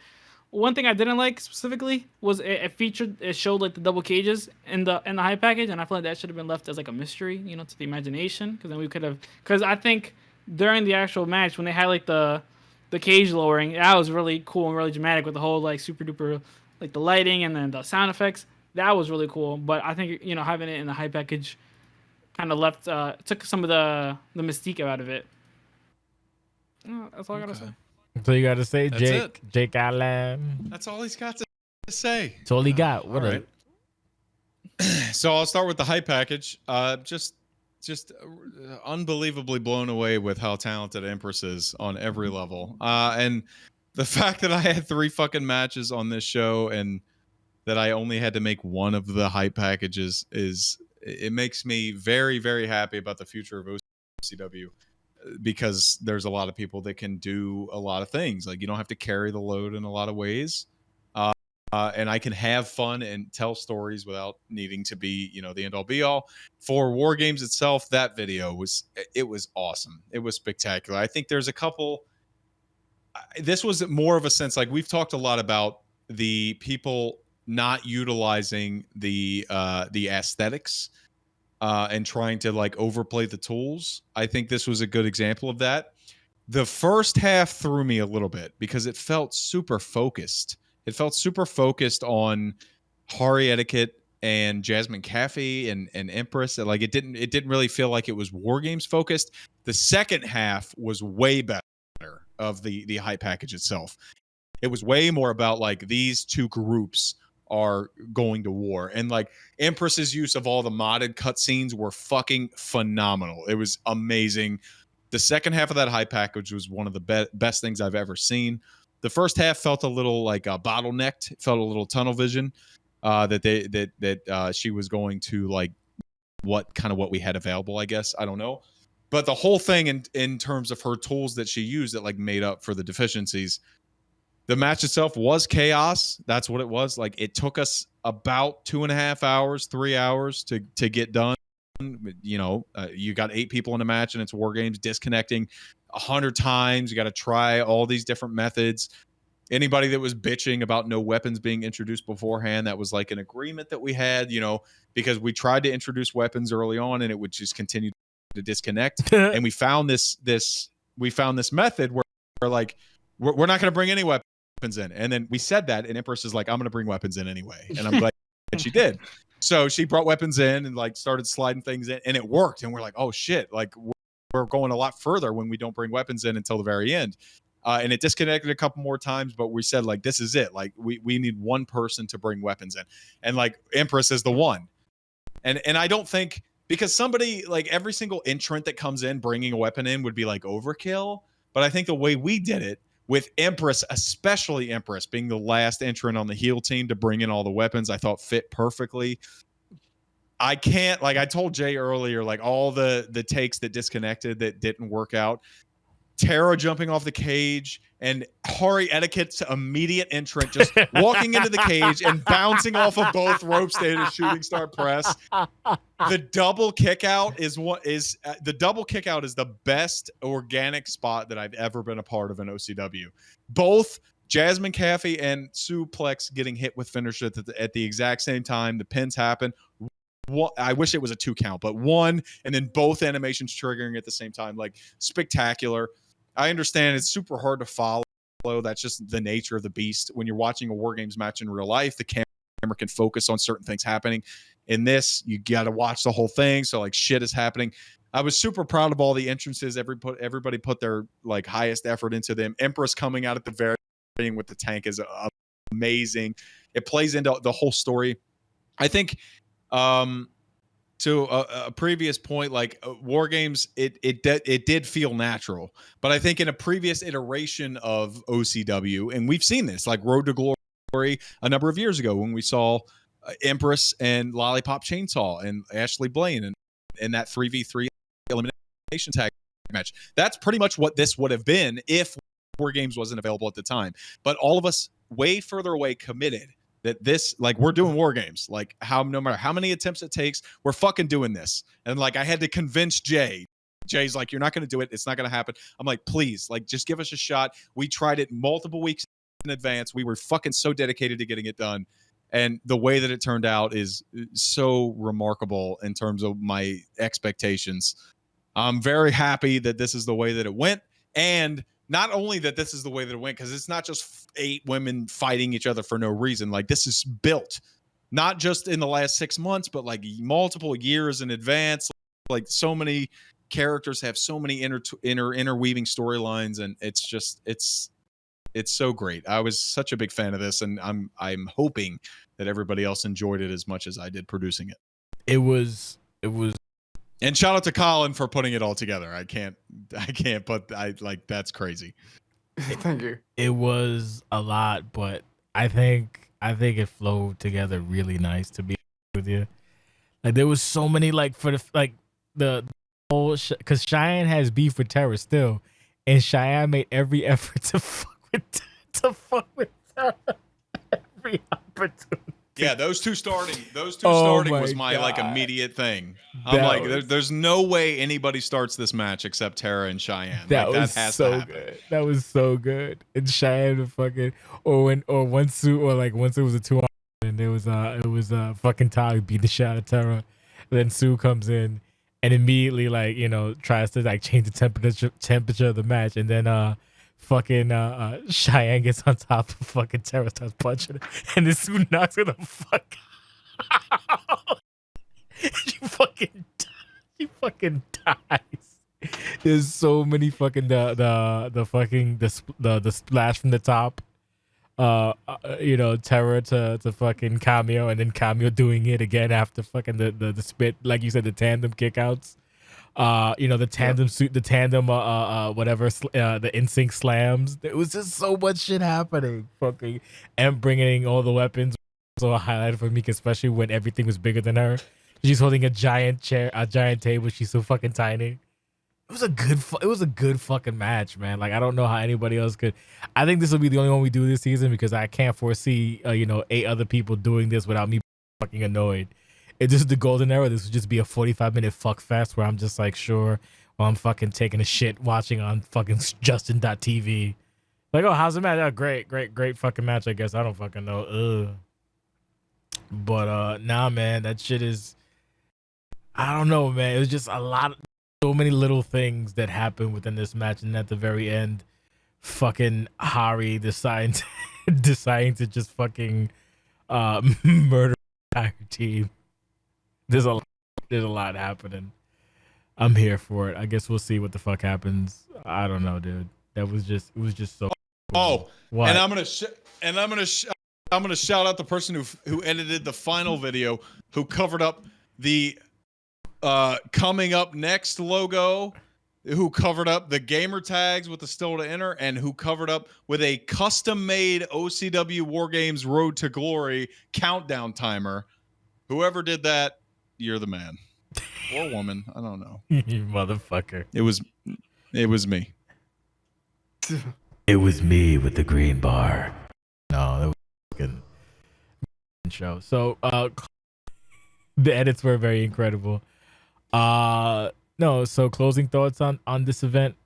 Cause we're not gonna go until the fucking match finishes, unlike others. But yeah, any closing thoughts on this event? Cause I really don't have anything bad to say. Like I enjoyed watching it. Even watching it a second time, fucking live was what the thing was. Fun. I've watched it multiple times. Yeah, it's a lot of fun. It was all it these was matches good. really.